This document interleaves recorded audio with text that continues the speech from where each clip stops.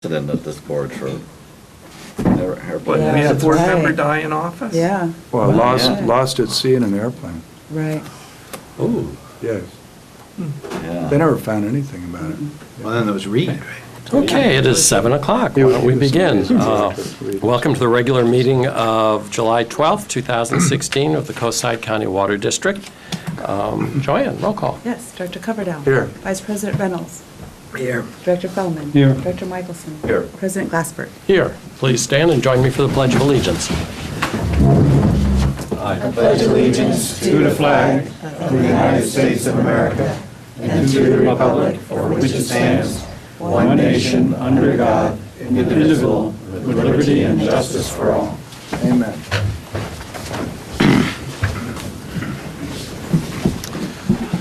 This is the time on the agenda for public comment on items that are not on the agenda. If you have something you'd like to share with us on an item that is on the agenda, then we ask you to wait until we get to that item. Is there anybody who'd like to speak at this time? Okay, that took care of that. Consent calendar. Director Coverdell, you went through the warrants? Yeah, I reviewed the statement and the cash, or the petty cash and the credit card statement as well. Everything looked in order to me. Very good, thank you very much. Any questions or any items directors would like to pull from the consent calendar? Hearing none, is there a motion? I'll make a motion. Okay, we have a motion from Director Reynolds. Is there a second? Second. Second from Director Coverdell. Any discussion? All those in favor? Aye. Oh, we love roll call. No, it's okay. Oh, no. Oh, Joanne, I cut your legs right out from under you there, didn't I? There's nothing too Sorry about that. significant on there. It's President Well, we got the ayes. Any opposed? I don't know, I'm thinking about it. Unanimously, too late, unanimously passed. Meetings attended. Any meetings that directors would like to report on, or conferences or anything? I did a little snow research over the 4th of July weekend, and I can tell you that the snowpack in the Sierra is not a beautiful sight in the northern part of the Sierra. A little bit left on the east side, but the west side and the south side of the Sierra, I mean, it's melted, it's gone.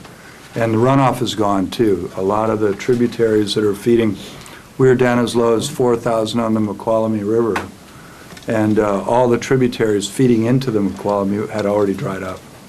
So, I mean, that's really early, in my opinion, you know, for July 4th, July 5th type timeframe. So I don't think the water situation in the state is quite as attractive as people want to lead you to believe with the raising of water restrictions. I don't think it's really appropriate. But, you know, we'll see how it goes. I can't predict the weather, but I can sure tell you what I saw. Wildflowers are down, I would say. Maybe it was a little bit early for the wildflowers, but I expected with the snowpack to see a lot more than I saw, and in the same areas that we hike, you know, sort of year after year. So, but it was beautiful, and I would recommend it highly. If you have time, head for the hills. And I assume we can count on you for further reports especially as it gets into winter? I really appreciate going to the snow, and I could actually have that be a position. I would take that as a chair, A actually. committee assignment. A committee, yeah. We'll take that under You might- advisement. Thanks. Thank you very much. And I don't expect any compensation, I want to make that That's very good. clear, okay? I don't need any overnights or, you know, anything. Any other reports? Well, I'll give a little more optimistic report. Truckee River is running. The rafting is open after 4 years of no rafting on the Truckee River. And there is a little bit of runoff. I mean, there are still streams trickling out of the mountain. So it's certainly better than it was over the past 4 years. I see the glass as half full, and certainly based on, you know, my discussions with Steve Ritchie when I did the Calaveras tour. The water bank has been replenished, not to 100%, but that water bank carried us for those past 4 years. I think we're in the 70s now, and I think we drew it down maybe to the teens. So, yes, while the southern part of the state doesn't look so good, being part of, you know, Bosca or Hetchy customer, we're in pretty good shape. And we could go into another 4-year drought and survive it. And so glass is half full over here. I noticed there was not an SFPUC report in the consent calendar. We not get one? or- It did not arrive in time to put it in I was the board gonna ask packet. too. It has come in since. Oh, Was it? The last report was relatively positive about the state of the reservoirs. I mean, yeah. many of them were really up near capacity. I mean, that's what I remember from the last one. I don't know if it was one. The snow's not been good, though. That they've all agreed with that. And that's what carries you till through the end of the year when it gets hot, and we've used the water in the reservoirs. So who knows? Yeah. We can distribute that by email. We sure can. Yeah. Oh, great. Go out tomorrow. Chris, did they talk about when they're going to fill Calaveras, or how close they are to completion? Well, that's a Calaveras? $64,000 question. Nature. Yeah, it's based on nature. They're trying to get a hard date from the contractor, and I believe it's 2019. Now they're trying to pin it down to the month. When I was there, God, it's probably been a month since I was there, they were within a week or two of hitting bottom. They're still doing pressure grouting there at the base. So by now they've hit bottom. So now it's time to actually, it's an earthen dam. So the spillway was done. That's where the ancient slides were. So it could take years. It really, again, it's at the mercy of weather. 3 to 5 years before it fills is kind of a guesstimate, but it should be done by 2019. And they swear no more cost overruns. Yeah. What was the resolution? They had a plan to take the water that they were going to release water for the fish. Yeah, And then yeah. they were going to pump it out downstream of the fish habitat. They were going to recover it by underground collections and pump it back to the reservoir. Do you know if that plan is still? No, It just was crazy. all I know is they paid a dear price in mitigation on the Alameda Creek. I mean, SFPUC is seen as a cash cow. I mean, I've been to some of their meetings, and the agencies that extract money out of them really have little or nothing to do with water. I mean, I was pretty appalled, I'll tell you privately, what I saw at an SFPUC meeting. I just couldn't believe it. But they're, second largest, I would imagine, water district in the state of California, so every agency tries to extract some form of mitigation out of them. And Alameda Creek was a sinkhole for money and harebrained ideas. Yeah, I mean, pumping nuts. water back up, we know Yeah. how much it costs to move water. Yeah. Absolutely nuts. Yeah, so I'm not, I don't know what ultimately happened there, Okay. but, yeah. And people wonder why, and I said at the last meeting, why our rates are what they are. Yeah. I mean, this environmental mitigation comes at it's very well intended, but it comes at a very, very, very high price. Okay. Let's move on to general business then. Award of a contract for the El Granada Tank 3 recoating project. Who's up? Yeah, this is for El Granada Tank 3. This would be our fifth tank rehabilitation in the last 11 years. Long overdue. This tank was built in the late 60s, I believe. I don't think it's ever been relined. So, that's a good almost 50 years. We went out to bid. We had Jim Teeter design the rehabilitation, and the rehabilitation typically involves relining the inside of the tank, taking out the old bituminous coating that's been in there and it's leaking, not leaking out, but it's deteriorated. It typically involves patching up the side vents, which the Department of Public Health and the California Water Resource Control Board frowns upon, improving our top vent, improving the hatch conditions, making the hatches bigger, and putting in a new annular ring at the bottom of the tank, because that's usually the weakest part of the tank, and it tends to rust out. We went out for bid. We got 4 bids responded. The lowest bid, Euro Style Management, They were an unresponsive bidder. They didn't meet our qualifications, and we actually got a protest from the second lowest bidder, which is Canyon Springs Enterprises, which is really a Paso Robles tank. They kind of go Paso Robles tank. So what we're asking is to authorize the general manager to contract with Canyon Springs for $683,320 to get this job done. And it's going to be a complex job, the reason why the cost is so high. Again, as with El Granada Tank 2, we need to establish a temporary tank that is functional, and it will have to be functional for months and not fail. And we already have good experience with that. El Granada Tank 2, where we first used it, it was like an 8-month project. It seemed to go on forever, but it worked Seemed well. like years, especially to the neighbors. So, Joe, what did we pay for Tank 2? Tank 2, after all was told, about $600,000. That included 2 change orders of $15,000. And typically, these tanks will require a change order to fix the rafters. We're unable to get in there to assess the condition of the rafters when we do these estimates. But typically, it'll probably be upwards of $10,000, maybe not that much. With El Granada Tank 2, we had to get rid of some trees. There was a leak that sprung up at one point that we had to repair. And the coating inspector was quite expensive on that, was $25,000. I would like to, or I looked at 3 coating inspectors, and we'll be paying less than that for this project. Probably, I haven't decided yet, but it could be in the $15,000 to $20,000 range for the coating inspector, which is a very important function of these projects. And this is a larger tank, isn't it? This is a larger tank than Tank 2. Okay. And who was the contractor on that job? Paso Robles tank. So it's the same contractor, It's essentially? the same, different superintendent, of course. Any questions or discussion about this item?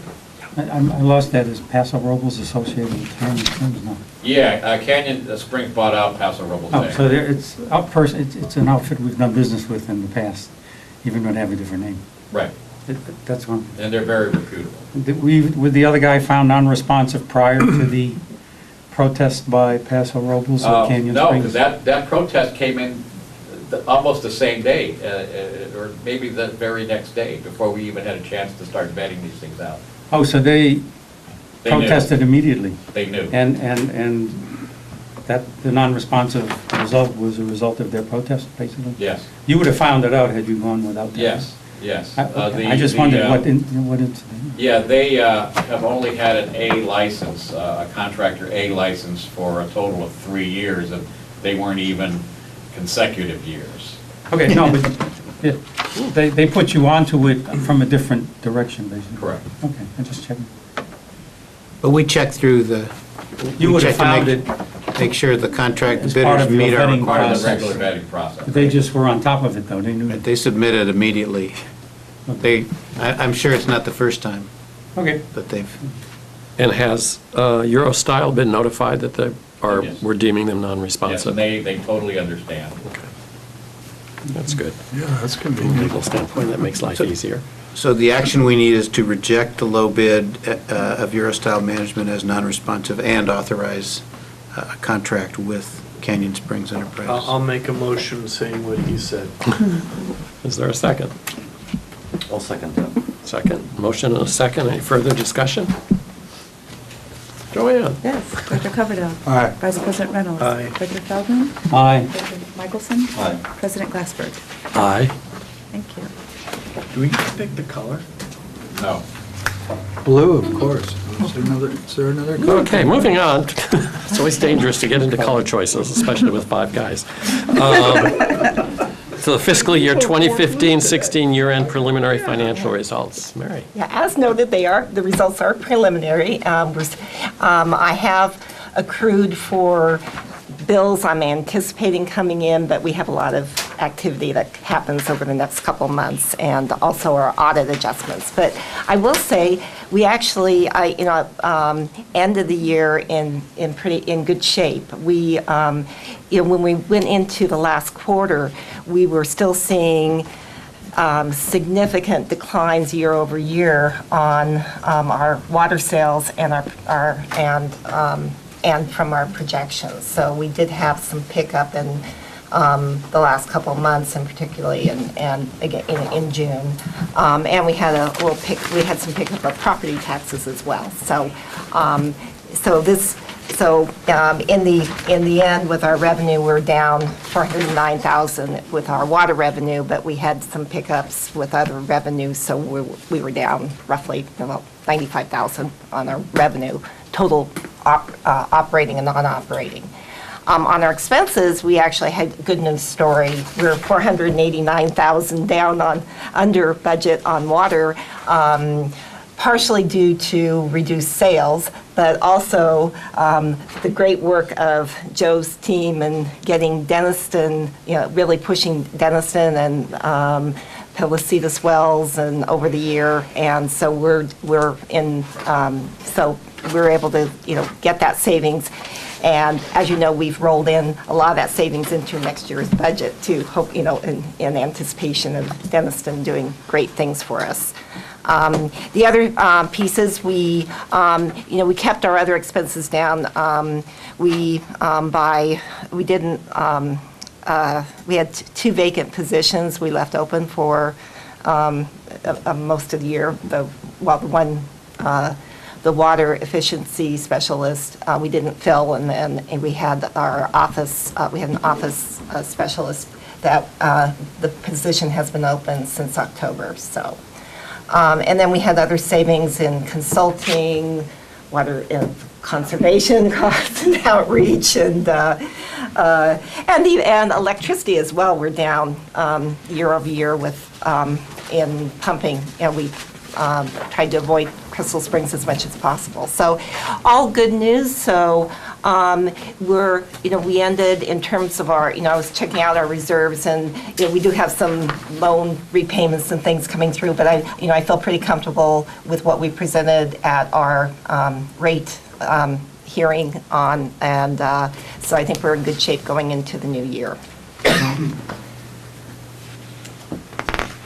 Any questions? Well, I just want to, Joe, congratulations to you, and please convey to your team that they seriously make a difference. I mean, $371,000, that's serious money for our budget. Sometimes when you're out there doing your job every day, you don't realize what an impact you have, but this is clear evidence that it's significant. Any other? Yeah, I have a question. What triggered our lab services? We usually know ahead of time what lab testing we're doing. Why were we so under budget this year? I am not sure. No, I am not sure on that, but I could get that answer to you. Okay.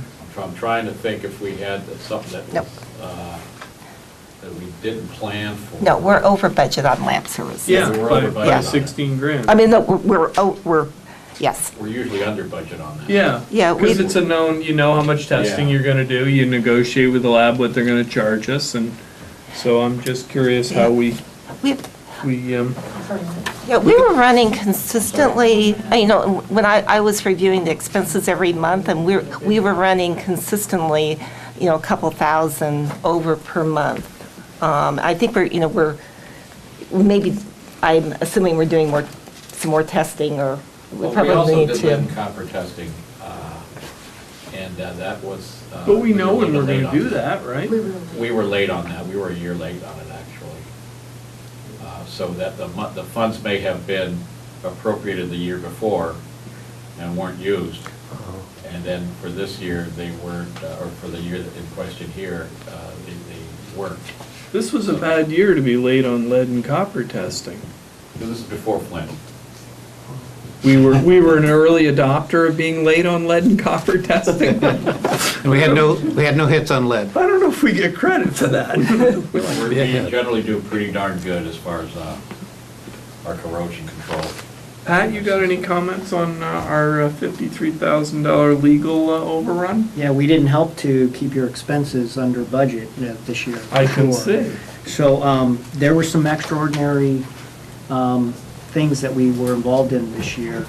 I'm happy to give you a preview of those if you'd like, or a reminder of them, actually. I'd love a reminder, because that's the highest overrun we have on Just- the entire calendar. Before Pat starts, I just point out that each month we give you a breakdown of legal expenses, and it might help as he talks about it to actually look at that spreadsheet, which is under tab in the financial reports. Very end of 6B. Is it under B? Yes. Okay, yeah, Very- I'm in the very wrong end. section, yeah. Under B? Yeah. Yeah, it's a monthly Right. legal expense. and Right. It breaks it down into the various So we have a rolling categories. 12 months, so this represents fiscal year 16. Right, and I'm actually, that's helpful to point out, but I'm going to give you some different data, just because we created some new billing numbers throughout the year that aren't reflected in that. And I also have data that's more current than that, just because I have the information from June, for example, that I factored into this because we saw it was high, and Dave and I talked a little bit about this. So I would say the biggest chunk of what we were involved in were labor and employee benefits related issues this year. So we had Dave going to partial service retirement. There was a significant amount of legal work to determine which was the appropriate way to go for both Dave and the district. Involved some significant PERS issues. So that was probably the biggest chunk. We did the update of the personnel manual, major update of the personnel manual this year.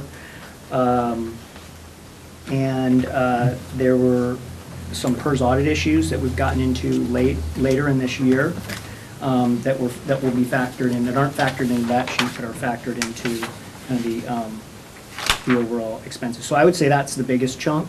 And if you total all that up for the year, for the fiscal year, it's about $45,000 in legal fees, just in that kind of the labor, employee benefits type issues. And that accounts for a big chunk. We also had a significant amount of work with the El Granada pipeline. So there were property issues that were involved, some negotiations that Dave and I were involved with. We had to look at a variety of options. Fortunately, we were able to work out a deal in the end, but we weren't sure we were going to work out a deal. So there was some significant work involved in that.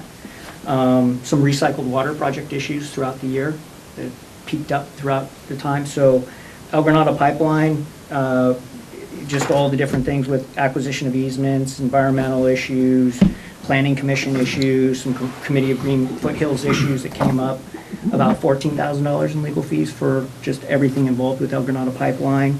Recycled water project was about $9,000. We had the I-Bank loan this year that we helped with throughout that. Mary did the heavy lifting, but there was some legal work and reviewing of the agreements.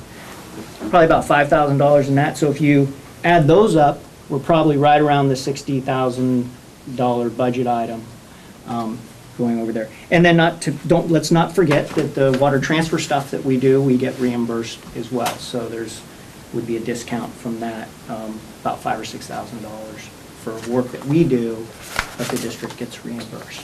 And one of the other things that makes that number a little bit off is, in a way, we've kind of double budgeted, or we have not put some of the money in the right place. In the CIP column of this summary, those projects get charged, when we do legal work on a CIP project, we generally capitalize it along with the project.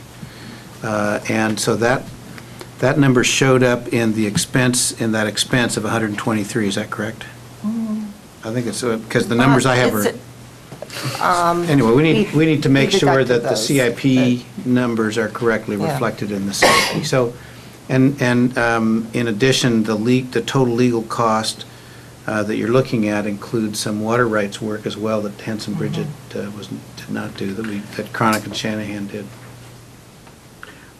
I've been really proud that I think our legal representation and our due diligence is very good or exemplary along special districts, and it's also, I feel very proud of the fact that our legal position is very good here on the coast side, that we have invested well.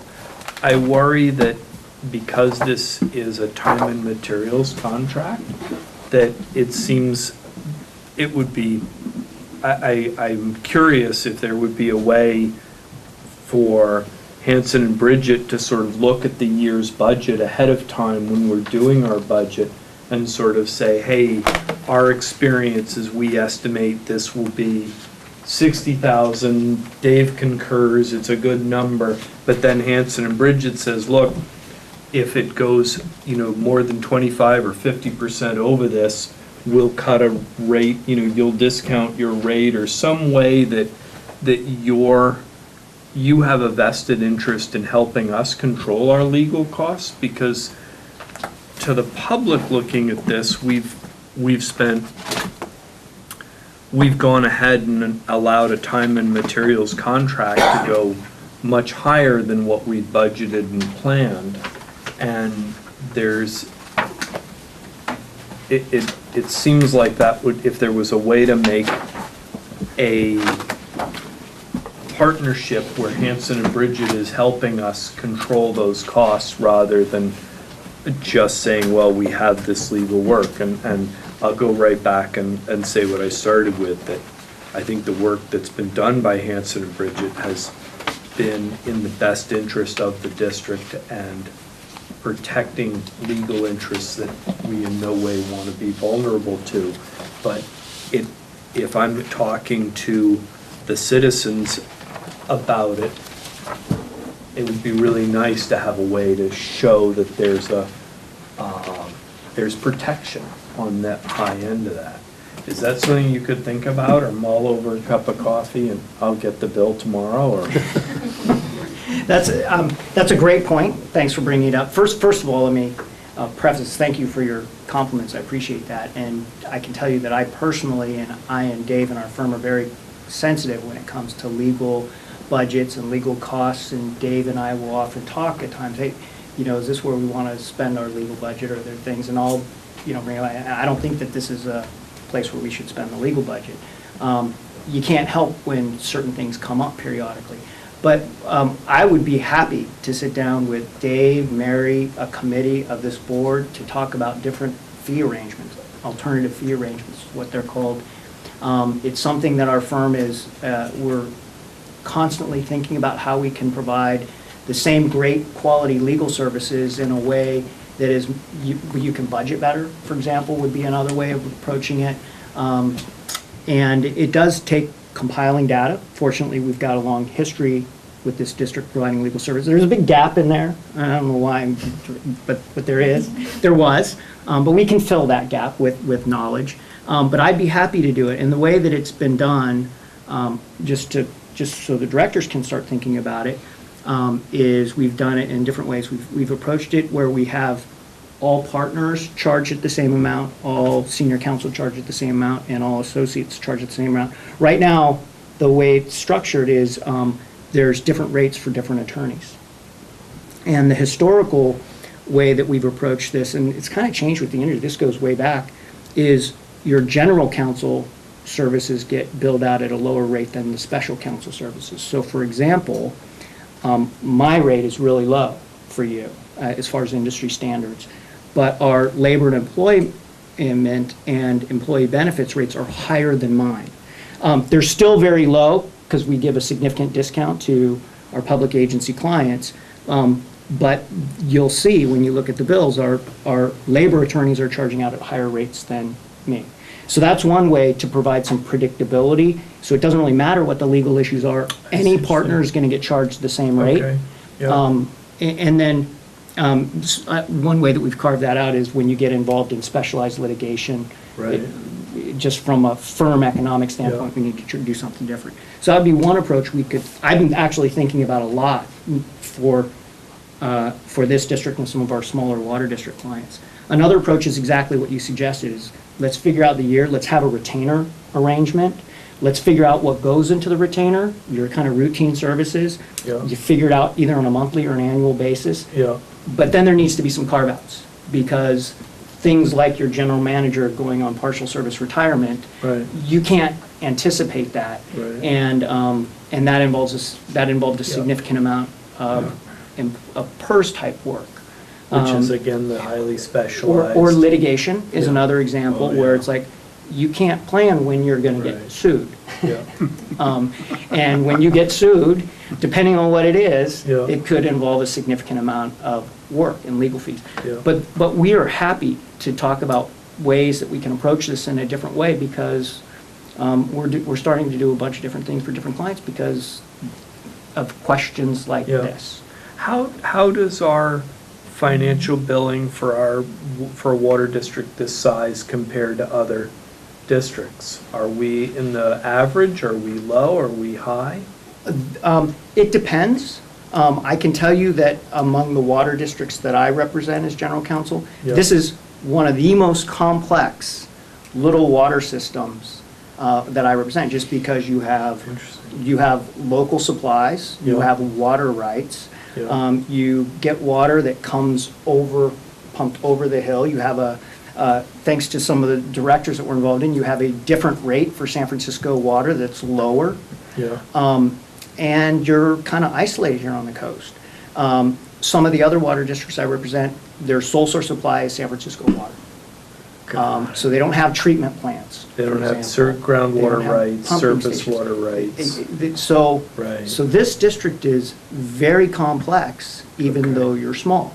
And I think, since we're talking about this, you look at it and you go, $60,000 a year budget for legal fees is pretty low for a district that is so complex with its potential water issues and legal issues that can flow from that. But as Dave mentioned, you have excellent legal counsel in Alan Lilly, who really helps a lot with the water rights stuff. And he's terrific. And he's worked with me and with Ray McDevitt before me for years, when Ray was general counsel to Coastside. But I'd love to sit down and talk about some of this stuff with Dave and Mary and any of the directors that we want to do it. If we're going to do it together, we need to do it at a board meeting like this, but if there's a committee Yeah. that would want No, to that sit down makes and talk sense. about Okay. this, that'd be great.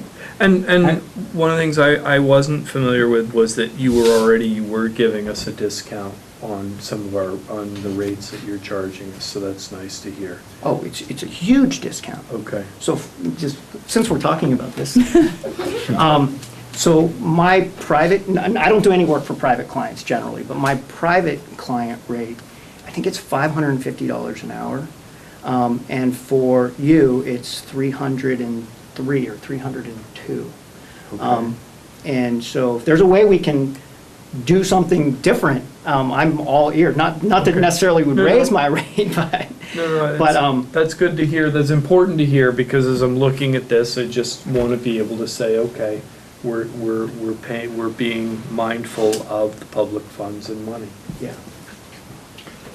I take it this was somewhat of a unique year in terms of the kinds of things that you had to address for us. Is that your view? I don't have the data. It would be good to have the last 5 years of budget and expense data by Hans and Bridget to see how close or far they were in all of those 5 years in terms of their basic proposal and what they actually did. Somehow or other, I don't think it was ever this far afield over the last few years, but I could be wrong. I just don't remember.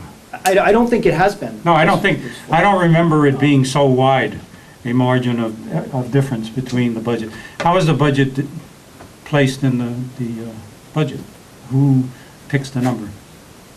I think we just carried over the number from Okay, last from the year. prior year. You know what the And number that was You use the probably, experiential number from the previous year. well, What actually, I think our number was low from what we ended up last year, because we ended up, I think, around 100,000 when it was all said and done, but we budgeted too low and for people. Experience gives you data, that's the point, and if So- you look over the last few years, you can get some idea of how close But Mary, they you were think to we the were 100 budgeted grand last year? amount. Yeah, roughly, but I can verify that, but it was higher than the 60, and so we should have increased the budget. Because that would significantly drop what this The overage. budget Yeah. overage was. Right, I'm saying, I don't know how they placed the Yeah. budget, it could have Yeah, been a it was- number that wasn't. So if you make the number up based on the prior year's experience, then that's what, they're working from, but you didn't use the lower number. So obviously, they were behind to start with. I think it's a good idea to see if there's a way to come to a more focused amount year by year with some caveats that say if things come up, which we haven't planned, guys, we're gonna have to get some more, we need you to approve an addition, like we do with other things, change orders, whatever the hell it is, but come up with a number and then have a mechanism to increase the number if that's what we have to do. Gives us a little more control, I think. That's about all. Well, we have quarterly budget Right, so, review, that would be a time. and we never to really increase focused it. on those numbers in the past, on quarterly budget assessment, I understand. Okay. So this is more, bigger than we remember, and I think it's worth, discussing and maybe looking at the options. Absolutely. Okay. Do you need an action on this? No. No. Okay, so we're moving on then to amended and restated drought ordinance 2016-01. Ms. Brennan. Yeah, I expected the drought to come up in the legal.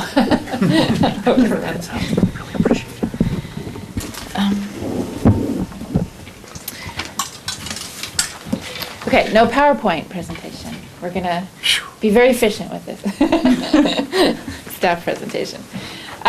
So staff would like the board to consider adopting the proposed and amended drought ordinance under a Stage 2 water shortage emergency warning. The amended ordinance reflects the changes in the State Water Resources Control Board's efforts to make the emergency water conservation regulations reflect the regional water supply conditions, which goes back to the governor's executive order and the regional board's resolutions. So our customers and district staff have achieved a cumulative water savings of 21.6% compared to the district's mandated 8% over the past year since June 2015. And that's also includes San Francisco's voluntary 10% request of water savings. So based on the exceptional savings that our customers have achieved over the past year, district staff is proposing in this amended ordinance the easing of the irrigation restrictions and prohibitions. So Section 4 was amended to eliminate specific irrigation restrictions. The days of the week restrictions, the time of day, and the length of time the irrigation can be on. And in place of that was a general conservation request of 10%.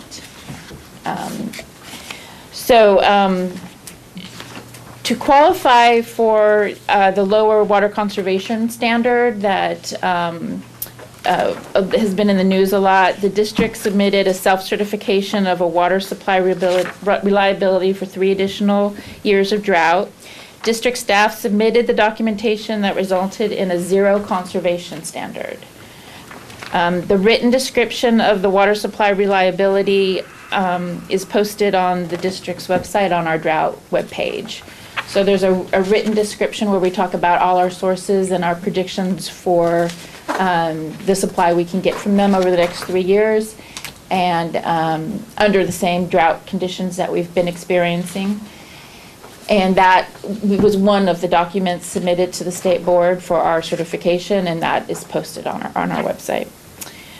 But the 0 conservation standard that we submitted isn't implemented in isolation. The resolution from the state board had other requirements, end user requirements.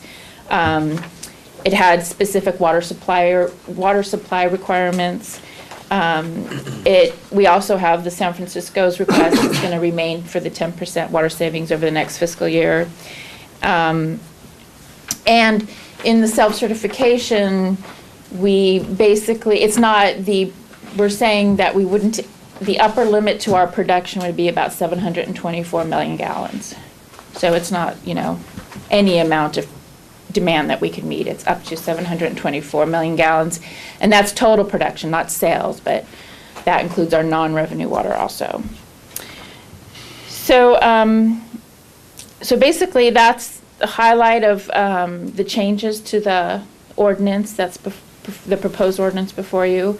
We'll change the number to 2016-01, and we will update our website with the new requirements if it's approved.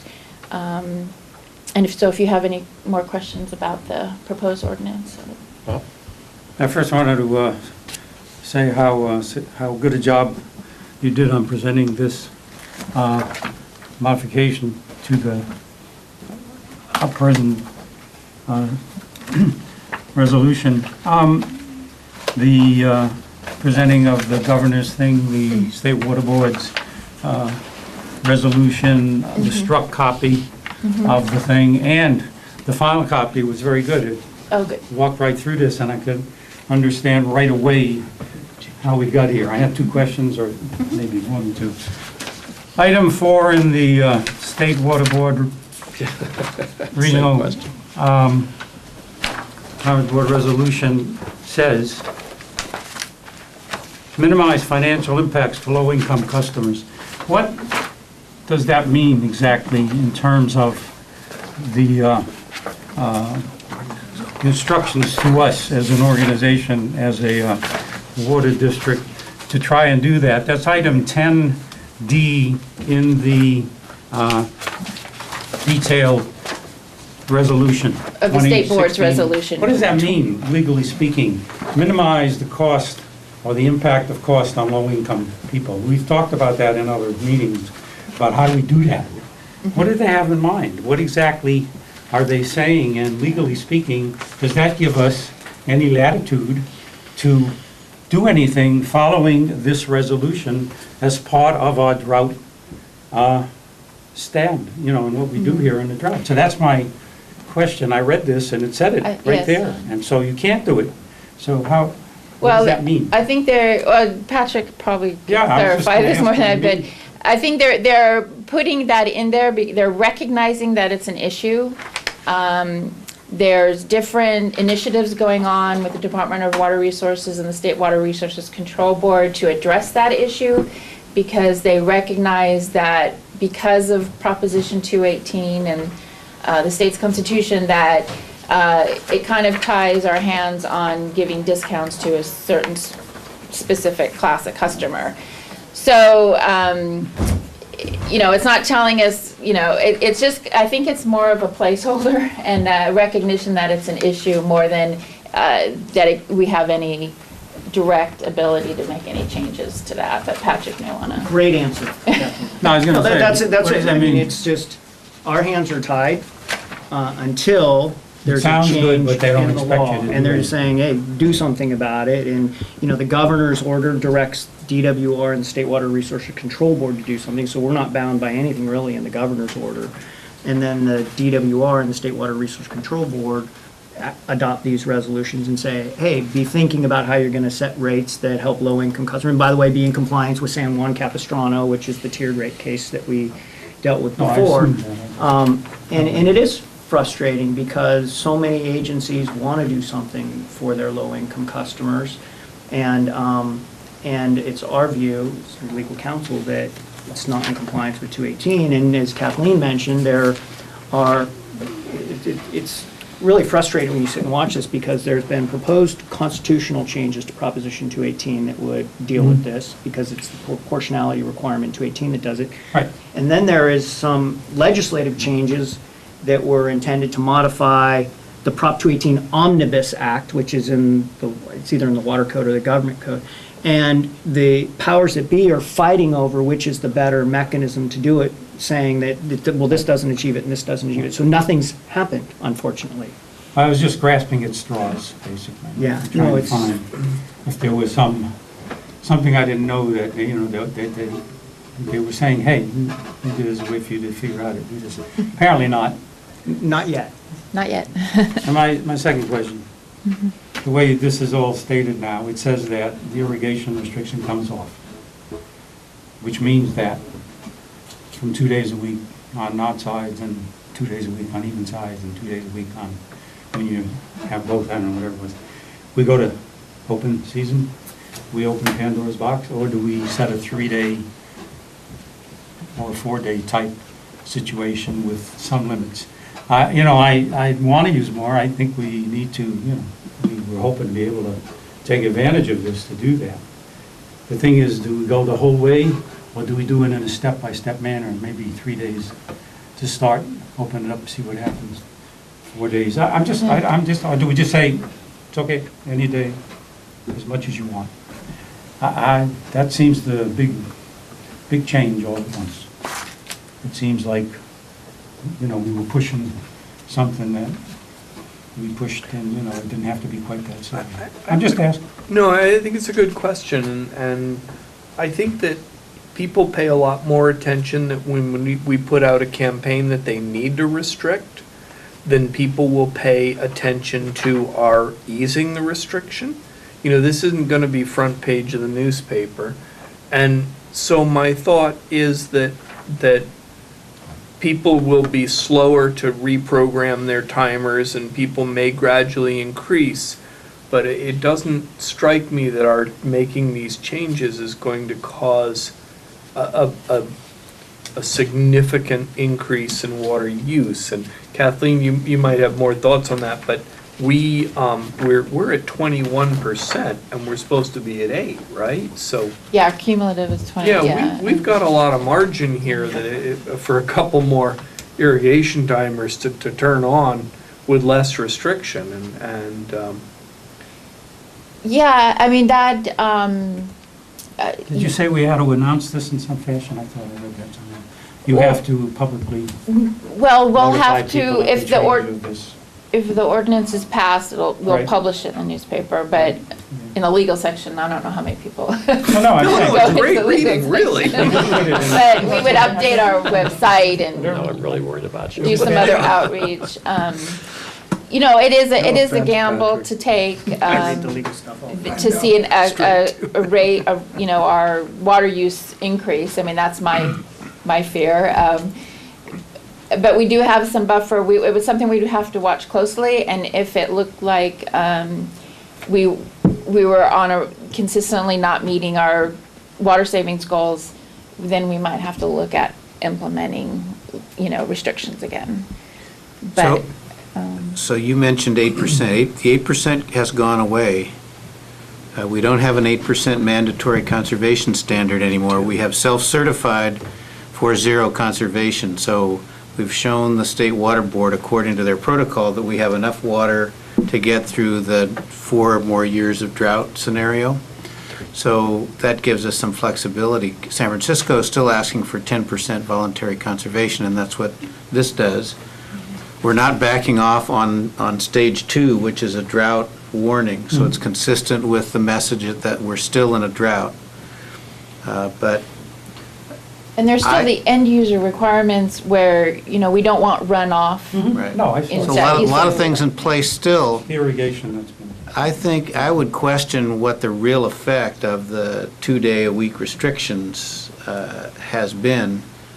I know my neighbor's sprinklers go on no matter what day it I would is. say close to zero. I mean, And we people aren't haven't, looking at the we haven't calendar. paid any attention to enforcement of I disagree. that. I've seen brown lawns throughout Ocean Right. County. And I've seen it nobody's- all over, on the golf courses, everywhere.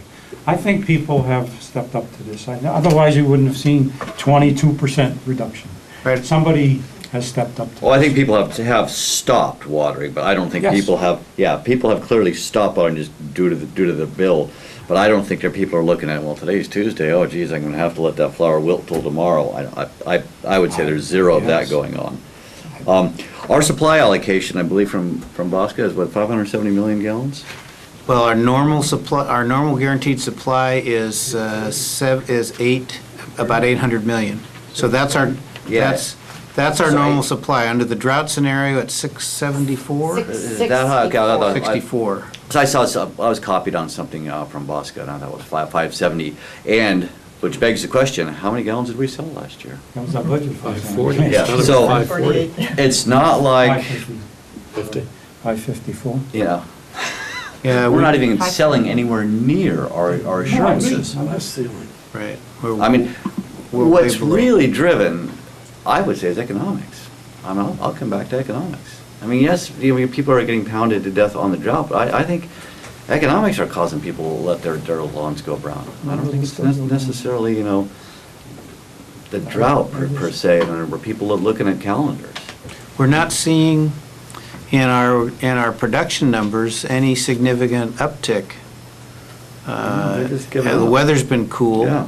So the treatment plants in last week's production figures are running at less than 1,200 gallons a minute. So, you know, we hit lows at around 800 or 900 during the winter. So we're not up.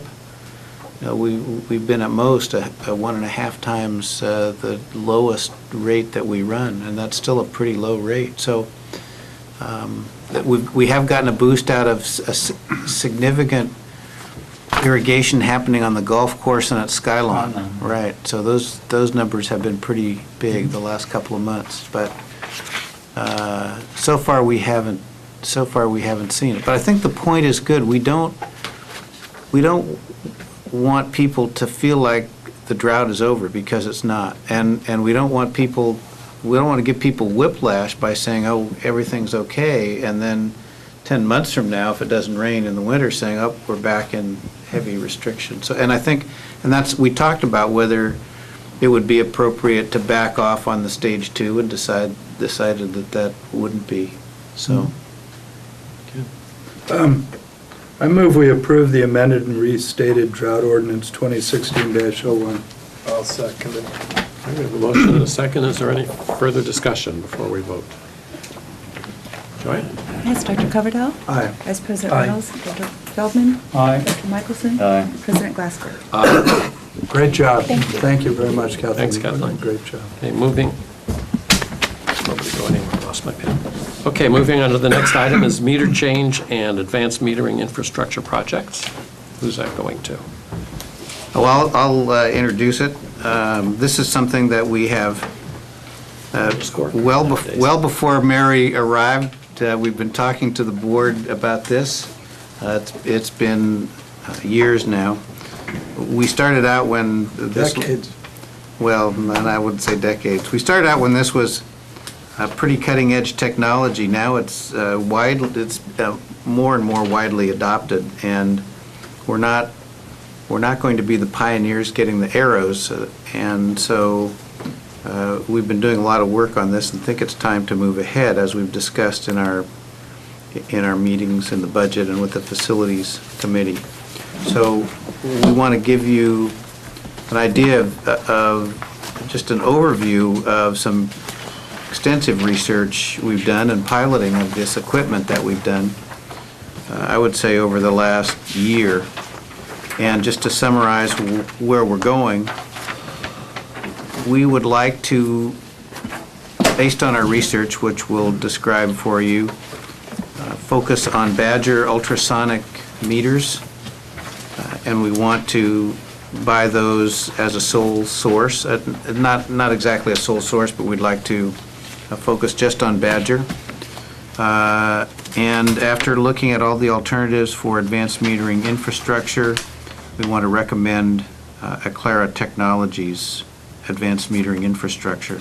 So item 1 would be to waive the requirement in the district's policies and procedures to solicit competitive bids. That's a procedural thing, to proceed with procurement of meters and to focus on Aclara Technologies.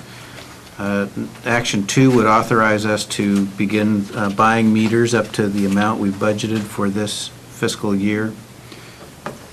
Action 3 would say okay to the focus on Aclara Technologies and direct us to come up with a contract, which we would then bring back for the board's approval with all the specific numbers in it. that's something we haven't done yet. So, and we have in this year's, or in the capital improvement program, the 10-year capital improvement program, a 3-year implementation at about $600,000 a year, evenly divided between meter replacement and implementation of the advanced metering infrastructure.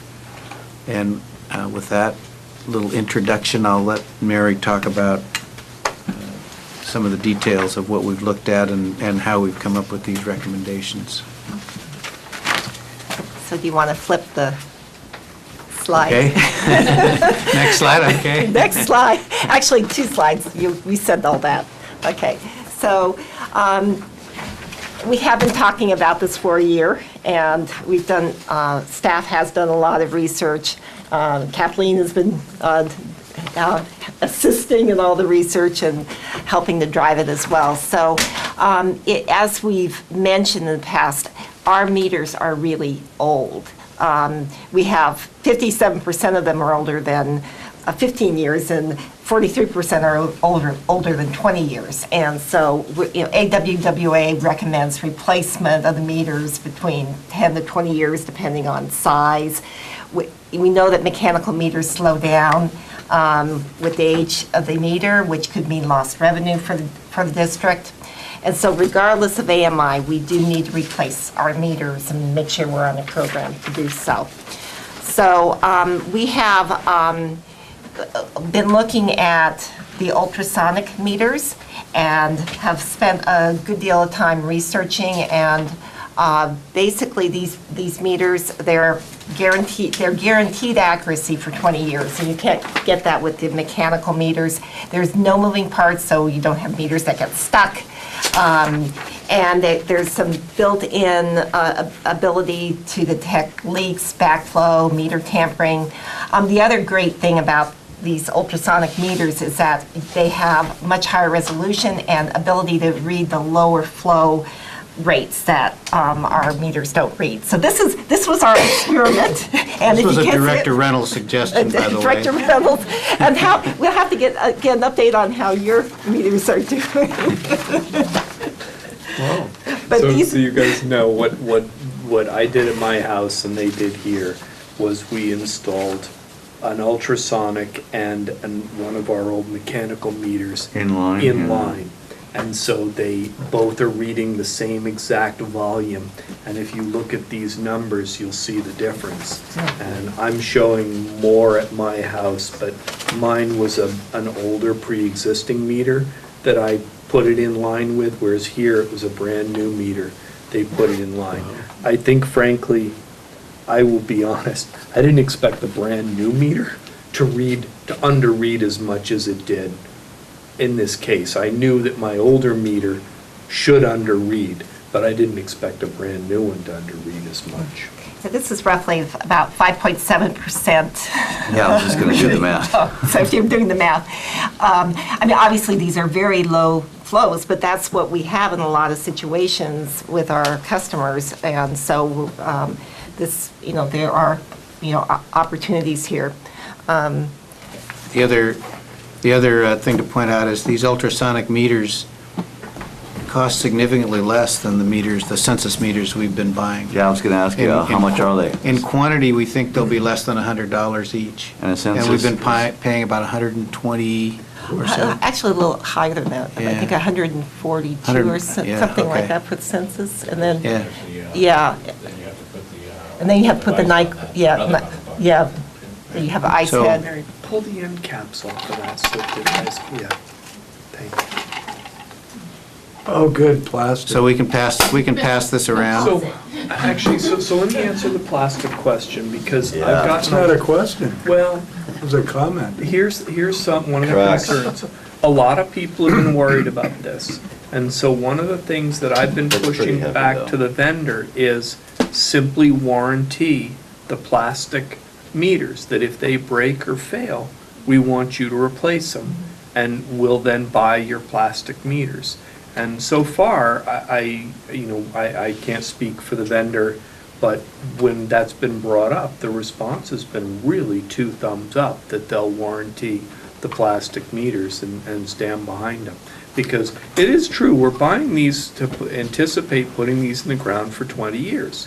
And if these were of a material that failed after 5 to 10 years, we'd be in a whole lot of financial trouble. And so I think having that financial assurance is important. What's the time to retrofit those? Just before we leave the subject of plastic, that was a big concern of our folks as well, and they actually got some of these plastic ones and tried to break them. And they're very strong. The meter manufacturers have paid quite a bit of, realizing that it's a concern, have paid quite a bit of attention to it. I mean, John Davis started out insisting that he wanted the stainless steel version. Yeah, I know, And perfect world, we all would. after getting some examples and trying to break them, said, well, I'm convinced. You have to be a little bit careful in threading them. Yeah. But if you thread them right, they're very good. So then the second question, you had a second question?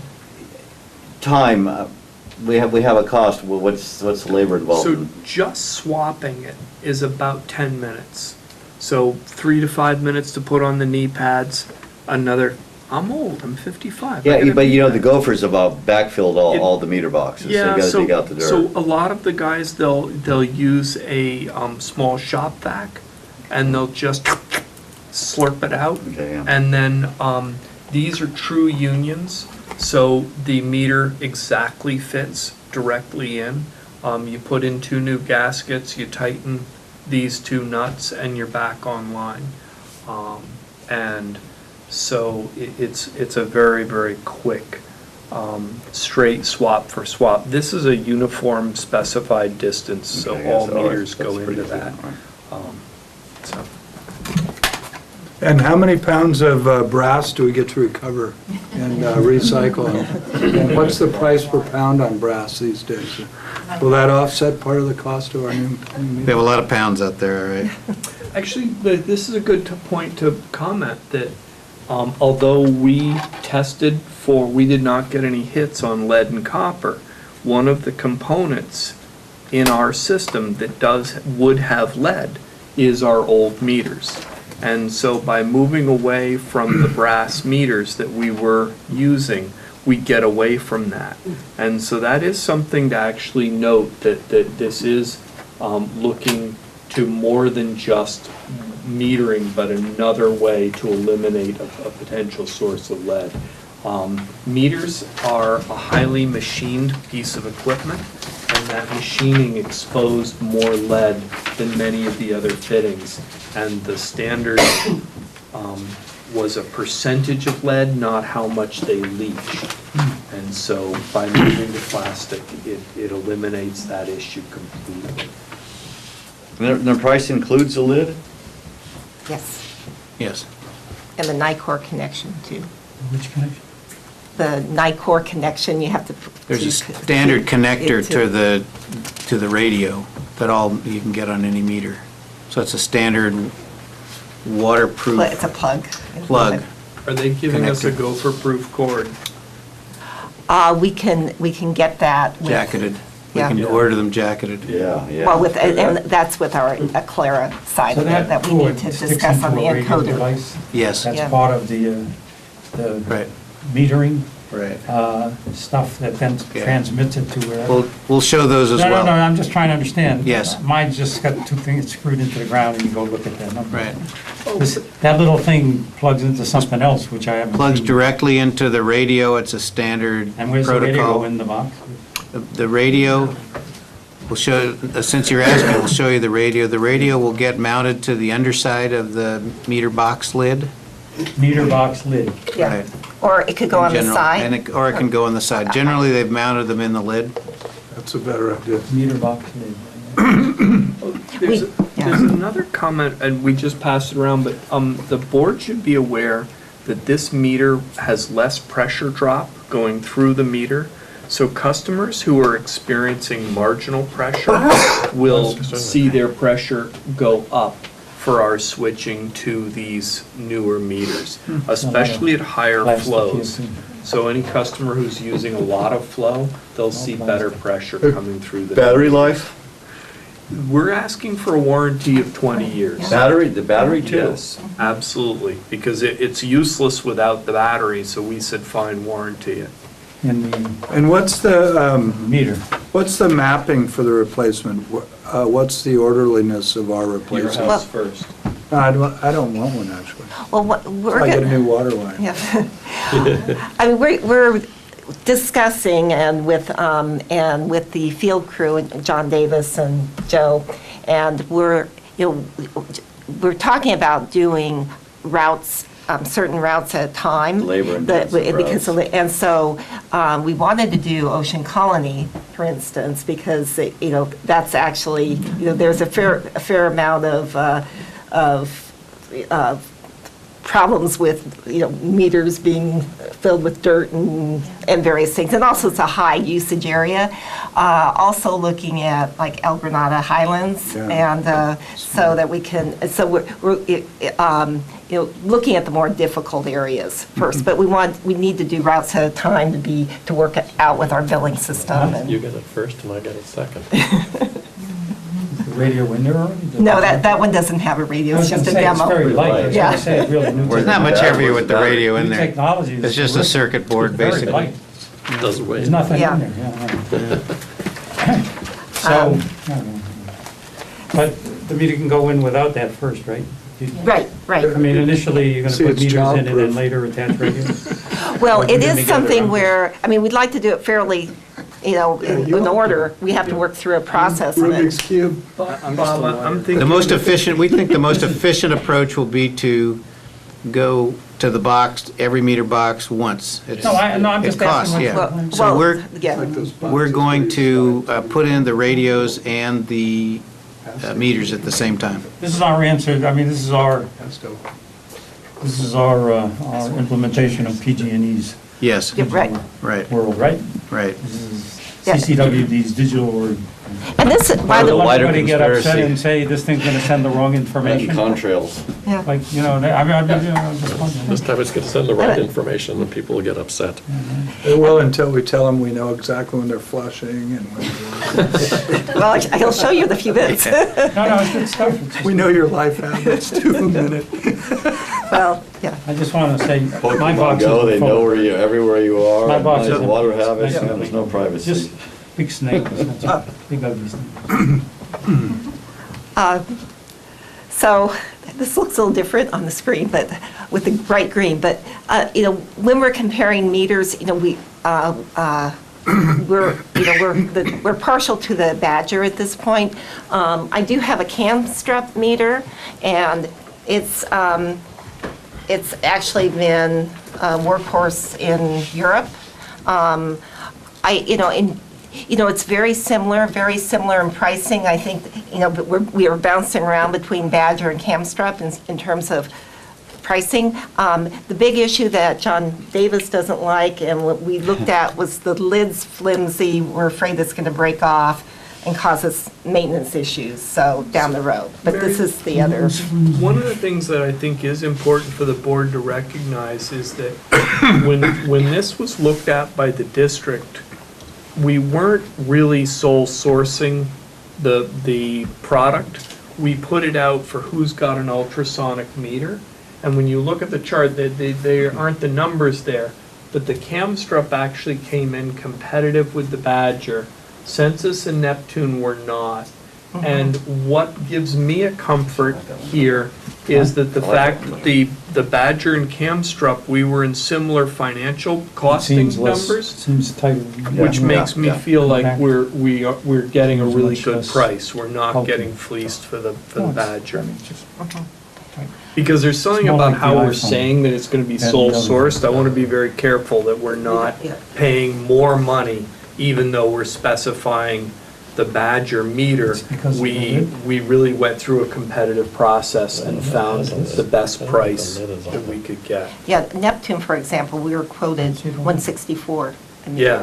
And census was even, it was a little cheaper than our current meter, but it was still, I think, 134 for, so you're still looking at, and the other issue with census and Neptune, I will say, they're huge, and they would not fit in our boxes. I mean, we'd have to dig up and replace all our boxes, which would be They're also new very, very products. expensive. And they're Yeah, new products. I was totally uncomfortable with a new product concept that. Is there a lid on this? Where is it? Not with that. Broke off. Broke off. And we didn't do that on purpose, it just disappeared. I was gonna say, the lid's pretty flimsy, it's not in. Yeah. So it broke off?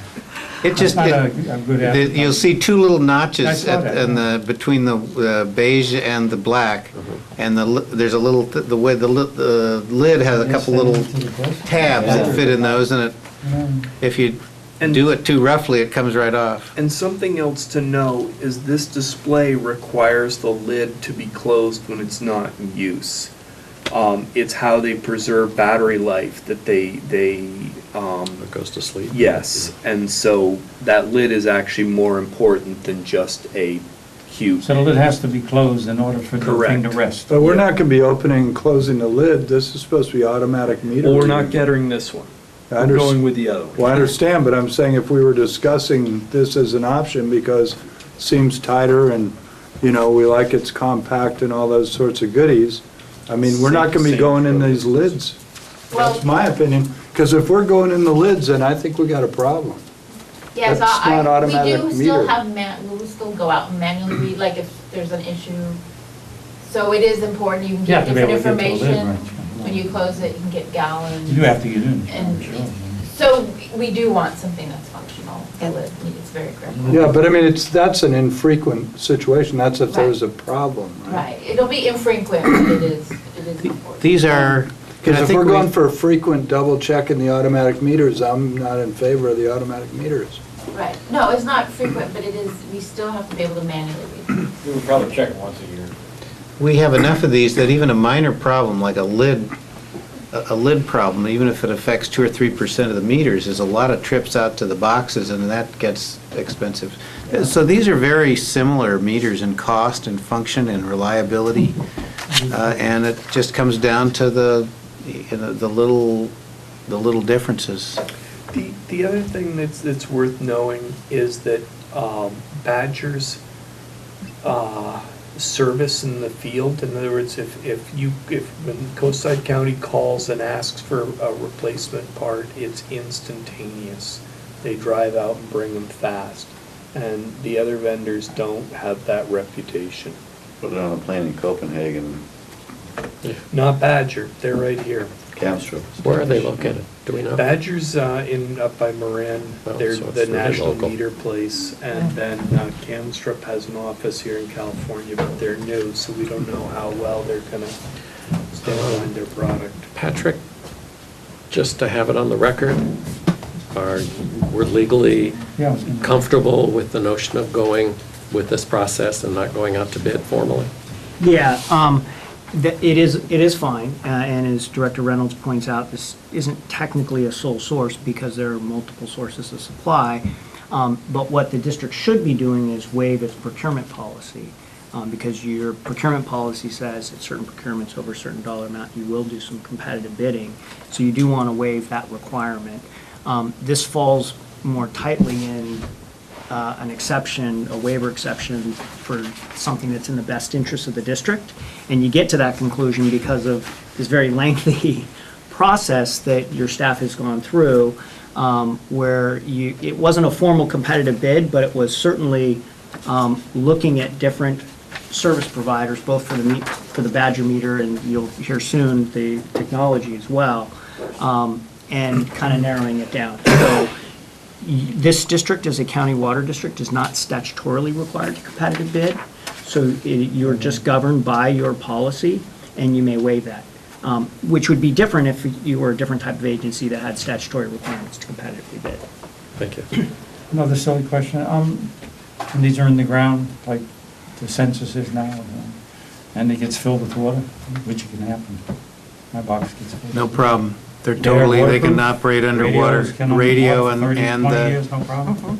radio and the meter can operate underwater. They said they're waterproof. They're completely sealed, actually. I know, The whole thing is I don't full of The census epoxy. looks like it's. They call it potted, yeah, it's Yeah. potted with epoxy, so it's and that's why, I mean, you can't repair them, and you can't replace the battery. radio When the battery connector wears out in to the- 20 years, you The replace the radio meter. connector to the meter is also That's the Nicor connector's also, guaranteed to be 20 years. right. And the battery lasts 20 years and. that's the guarantee, yes. 20 And they've years. actually got meters, they've had meters out, well, in the case of the Aclara radios, they've had the radios out there for that long. Aclara has, well, we'll get into this. Aclara has 5 million endpoints out there now of the kind of radio we're talking about. So there's a lot of experience with this technology. It was in the report, how many badges are out there? Of these meters? Of a lot fewer. I'm not sure of the numbers, but this is the Badger, well, the meters are different. Meters. The meters are, they've been around for a while, and they were actually a meter that was designed and used by deal meters in Europe, and so they've been around for 10+ years as a competitor, the Camstrop. No, I just meant the numbers, you know. Yeah. They have millions of meters out now? Yeah, I would there say are they a have lot. millions of meters, yeah. Okay, This isn't new. It's No, I'm been just- out for years, yeah. Yeah. shall we move on? Yeah.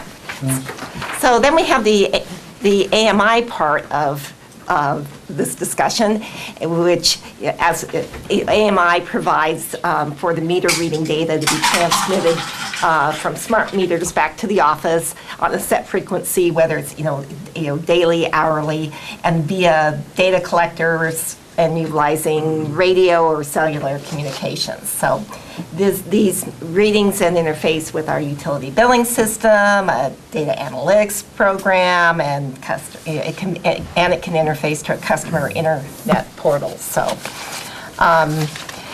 some of the just going through the benefits,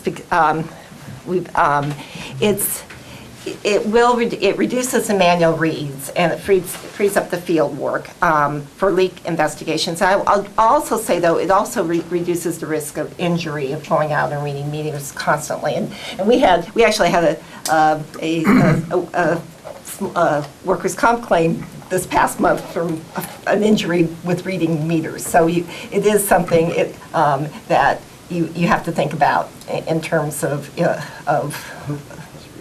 what? A workman's comp thing, that just definitely Reading a bill. perks my ears, and I'm sorry to hear that. So, good news, it wasn't a major issue, but it was, but it is something that we get concerned about. And even with this past month, we were short on staff, so we had our treatment staff reading meters. So it's so it is something. So in addition, we can, there's going to be over time we're going to learn about some process improvements, like we can do. Every time somebody moves, which we have a lot of people move during the month, we send a guy out to read the meter, do the meter read, and then when somebody moves back in, you're getting the meter read, and it's a lot of this back and forth, and a lot of those we'll be able to handle with AMI. The big thing I think we've been talking about is monthly billing, and this allows us to go to monthly billing, and and I'll say it also allows us to bill consistently too, because with having tiered rates, you could go over to a next tier, or our tier breaks are small, and so this helps to keep keep the time of when you're doing a billing in the same increment of so many days. Also, this gives our staff real-time access to leak detection and high bills. We do a lot of customer service calls, both in-house and out in the field on, our high bills, and we'll have real-time access to our customers' water use. Again, with we have improved analysis and reporting. We can be also reporting to the outside, where we can compare like June of this year to June of last year versus to the, now we have uneven days and issues with a comparability. And this is recognized by the State Water Board for a tool for water, determining water loss estimates. Right, syncing production with sales. Also, these meters and AMI detect backflow issues. We actually, and I'll talk in a minute, we've had a pilot going on with Badger at AMI, and one of the first things that came up on our screen was a backflow issue. So it is something that we'll have more visibility to. I think we should be very careful how much we sell the advantage of the backflow detection. There've been a lot of times what that is water hammer and bounce in the system.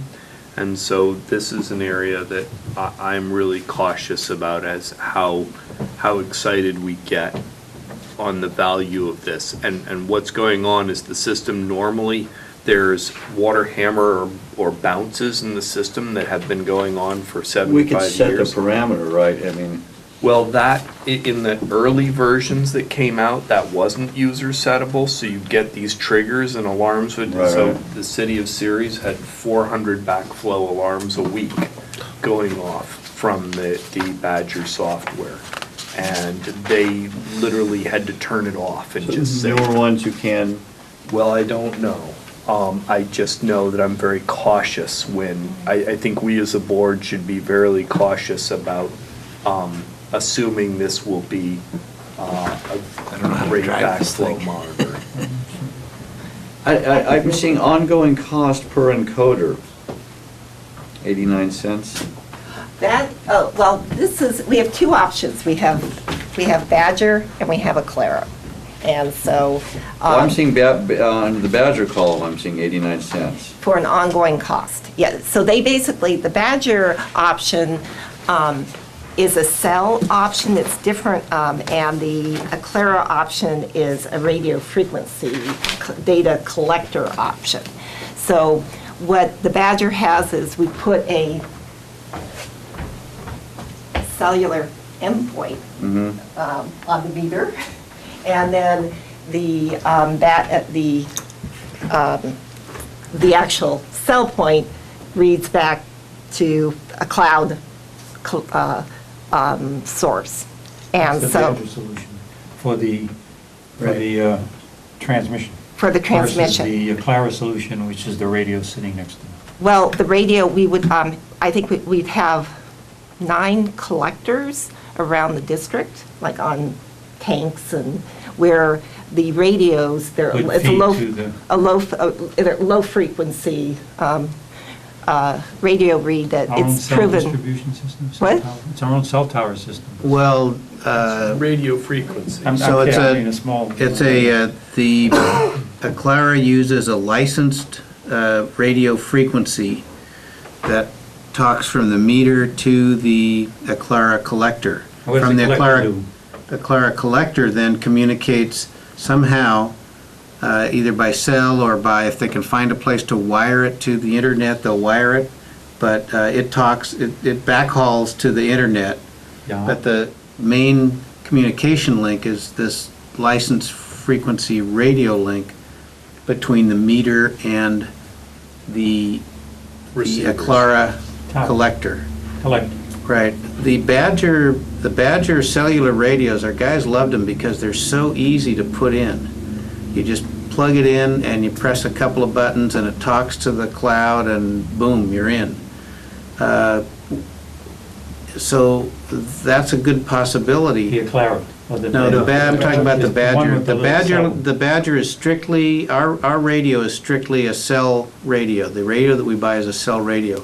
We have a big concern that cellular technology available today is not a 20-year technology. Correct. And Badger actually admits that. They say they. 10 years is the life of this thing. At Clara, we know we're going to get 20 years. The other thing is that they say it's reliable. I don't know, if you have a cell phone that's reliable everywhere, I'd like to hear about it. But Badger? the licensed radio frequency that Aclara uses is proven. It's bulletproof. We put in radios at the Sewer Authority 20 years ago that are licensed frequency that have never, that are still operating. I mean, they just operate year after year after year with no problem at all. So those are the kinds of things we're thinking about. And the Aclara technology is already proven in our area because everybody's gas meter has an Aclara radio on it that communicates with PG&E's network. So we know it works. And we know it's a PG&E communicates with you. we know it's a long-term technology.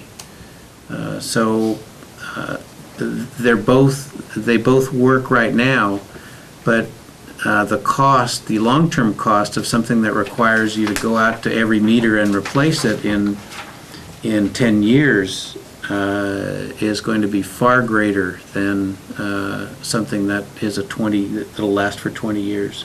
It makes the life cycle cost. Where does when it goes to collector, where does it go after?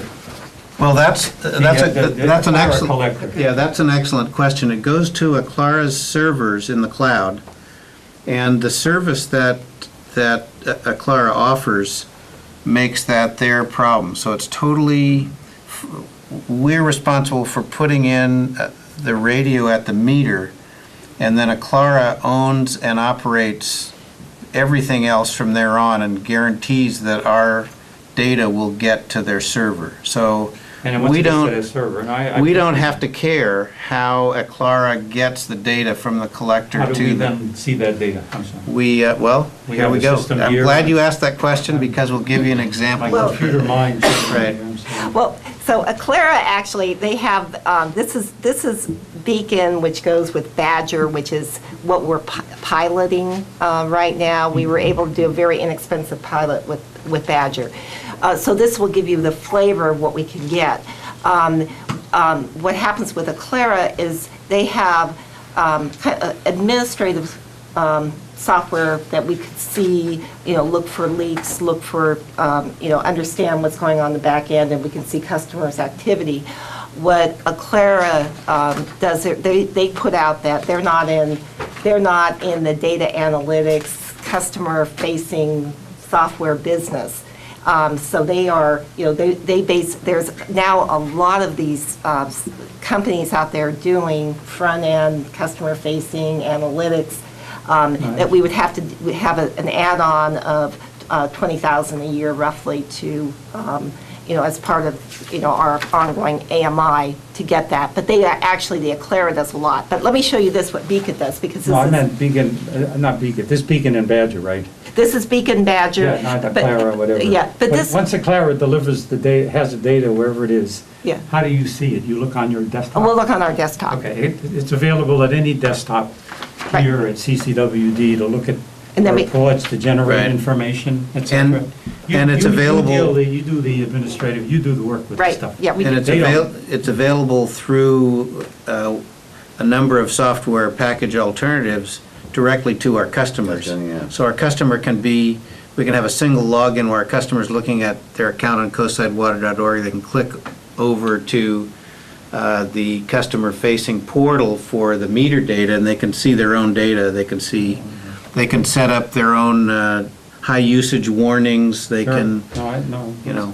so. I'm just trying to find out. But the basic, Look at it and- the basic principle of all these systems is they get the meter from they get the data from your meter to a server in the cloud, and then you've got various Present it ways back. of accessing. You access the cloud. Right. On whatever, and use it for how you need to use it to send your bills out and all that stuff. Yeah. Right. Yeah, Right now, we read them on paper. People go by and put it down on a piece of paper, and the paper gets data entered into something, and then it generates a report. And bills, right, at some point. This all happens too, but it's all electronic right up to the desktop. Yeah. Basically, is that what we're saying? Just trying to understand. Our current system is a little more sophisticated. Yes, Right. No, I know that. That's not the old tablet. I know that, Other but- tablets. They use an abacus in the truck. Each paper gets truck has transferred an into something abacus. else. I know that, this is more esoteric. We use number 2 pencils. Wasn't that long ago? We don't give them any erasers, we don't want any Come out fooling and say around. hello to your reader. How you doing? How did I do last month? No more of that. You gotta talk to the cloud to find out what you want. Talk to the I was cloud. going That's to right. be feeding the gophers from now on. I just, Okay, I and are we? Well, I won't spend too, I just want to show this just quickly. This Beacon Quickly, I is like a company that Badger bought. It's a 10-person startup. We're not, this is a cool tool, but we think we can get a lot better. But this is cool. It shows, here's the meter, we have 30 meters installed right now. And so you get data, like this says we have 3 no recent flow, 1 continuous flow. And here we have a reporting issue where we had no endpoint communication. So we know if we click on this, we're going to get,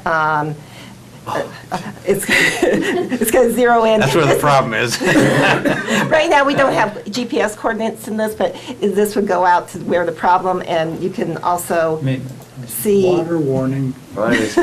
this is a pilot? No, I'm sorry, this is really on meters now. Yeah. This is really It's our real meter meters. You data. have 30 meters hooked Yeah. up with beacon With- stuff. with beacon. And little cell things. Yeah, Yeah, I so, understand. yeah. yeah, so it allows you to, so, That's Skylon, by the way. oh, that, yeah, and their meter, the transmitter isn't working, You so. do that for Clara too? You Uh, have meters set up with the Clara? Well, Aclara, because it goes through a network that has to be built, is tougher to pilot like that. We could have done an Aclara pilot, which Yeah. would have involved putting in installing some data collection units. Uh-huh, so you don't have, okay, you can't demonstrate how the Clara thing Well, would play against this stuff. when you It'll be the look, same, yeah. when you look at the software, it's going to have similar functions. I Yep. see. So this is the usage for these meters over, over June. And so this is, I clicked on the residential meters to look at the flow. And then I can go and I can, it has some nice features and it say, this is we can go with the maximum temperature and we can see things like, how the usage fared with the changes in temperature. So there's Not a much lot of correlation there, is there? there is actually, let me just, I'm going to show you something. This is just gives you a little, this is 1 meter. This is one person's meter. So if we wanted to look at if there was a problem with their usage, you can also go to hours in the day, and you can see, What time they get up. What time they get up. Yeah. Looks like a few getting ups. Yeah. Yeah. Yeah. At 3 in the morning. Yeah, so anyway, there's It's a lot of data. It's a lot of data to Which- absorb and manage, but it is something, that we can help, we can really, we can profile meters and when we have customer service issues, or we'll be able to immediately see the leaks and monitor the leaks. Have to hire a new person to monitor all this, all right?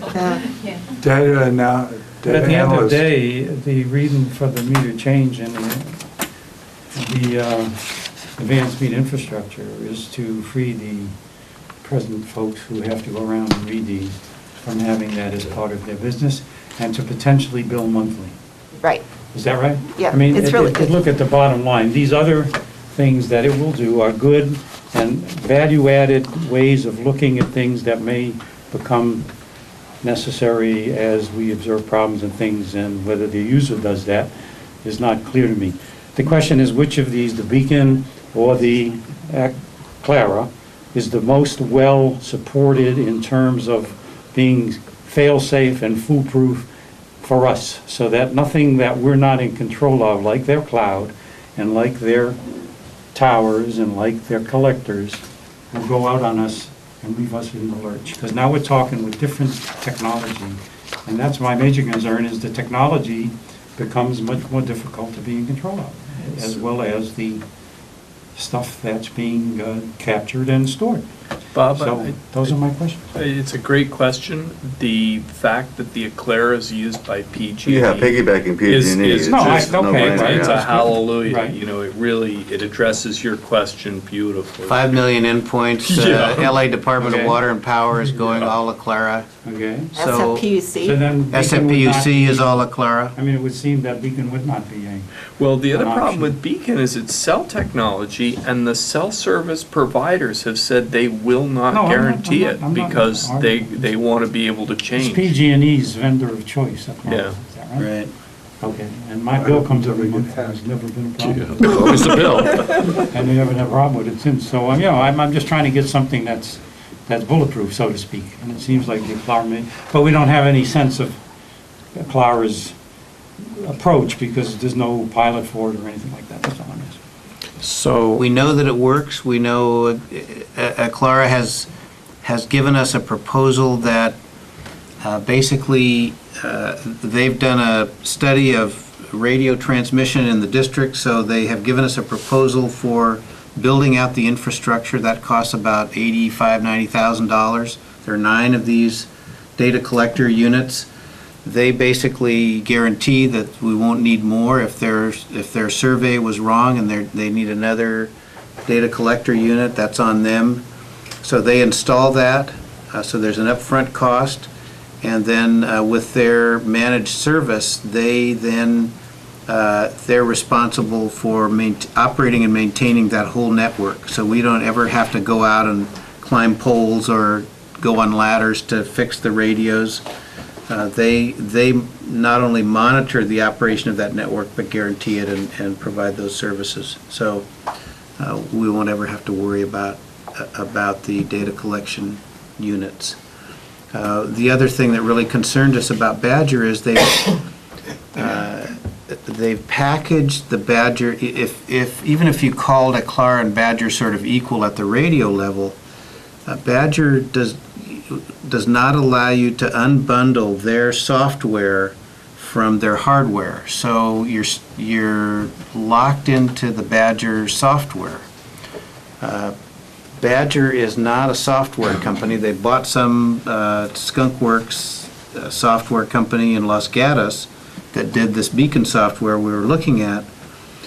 But with Aclara, they don't do software. So we have a choice among all of these new software companies that are competing in this space, some of whom have really neat stuff. I mean, when you talk about when you have all this data, the question is, what are you going to do with it? And you can do some interesting stuff. If you want to know what outdoor water use is, or how much water people are using in irrigation, that data the data are there if you analyze them right. I mean, you just have you have great insight into how and when people use water with this data if you have the right software. So that was one of our big concerns. We wanted to be able to have a broader choice of software offerings for these really important parts of the system than Badger would allow.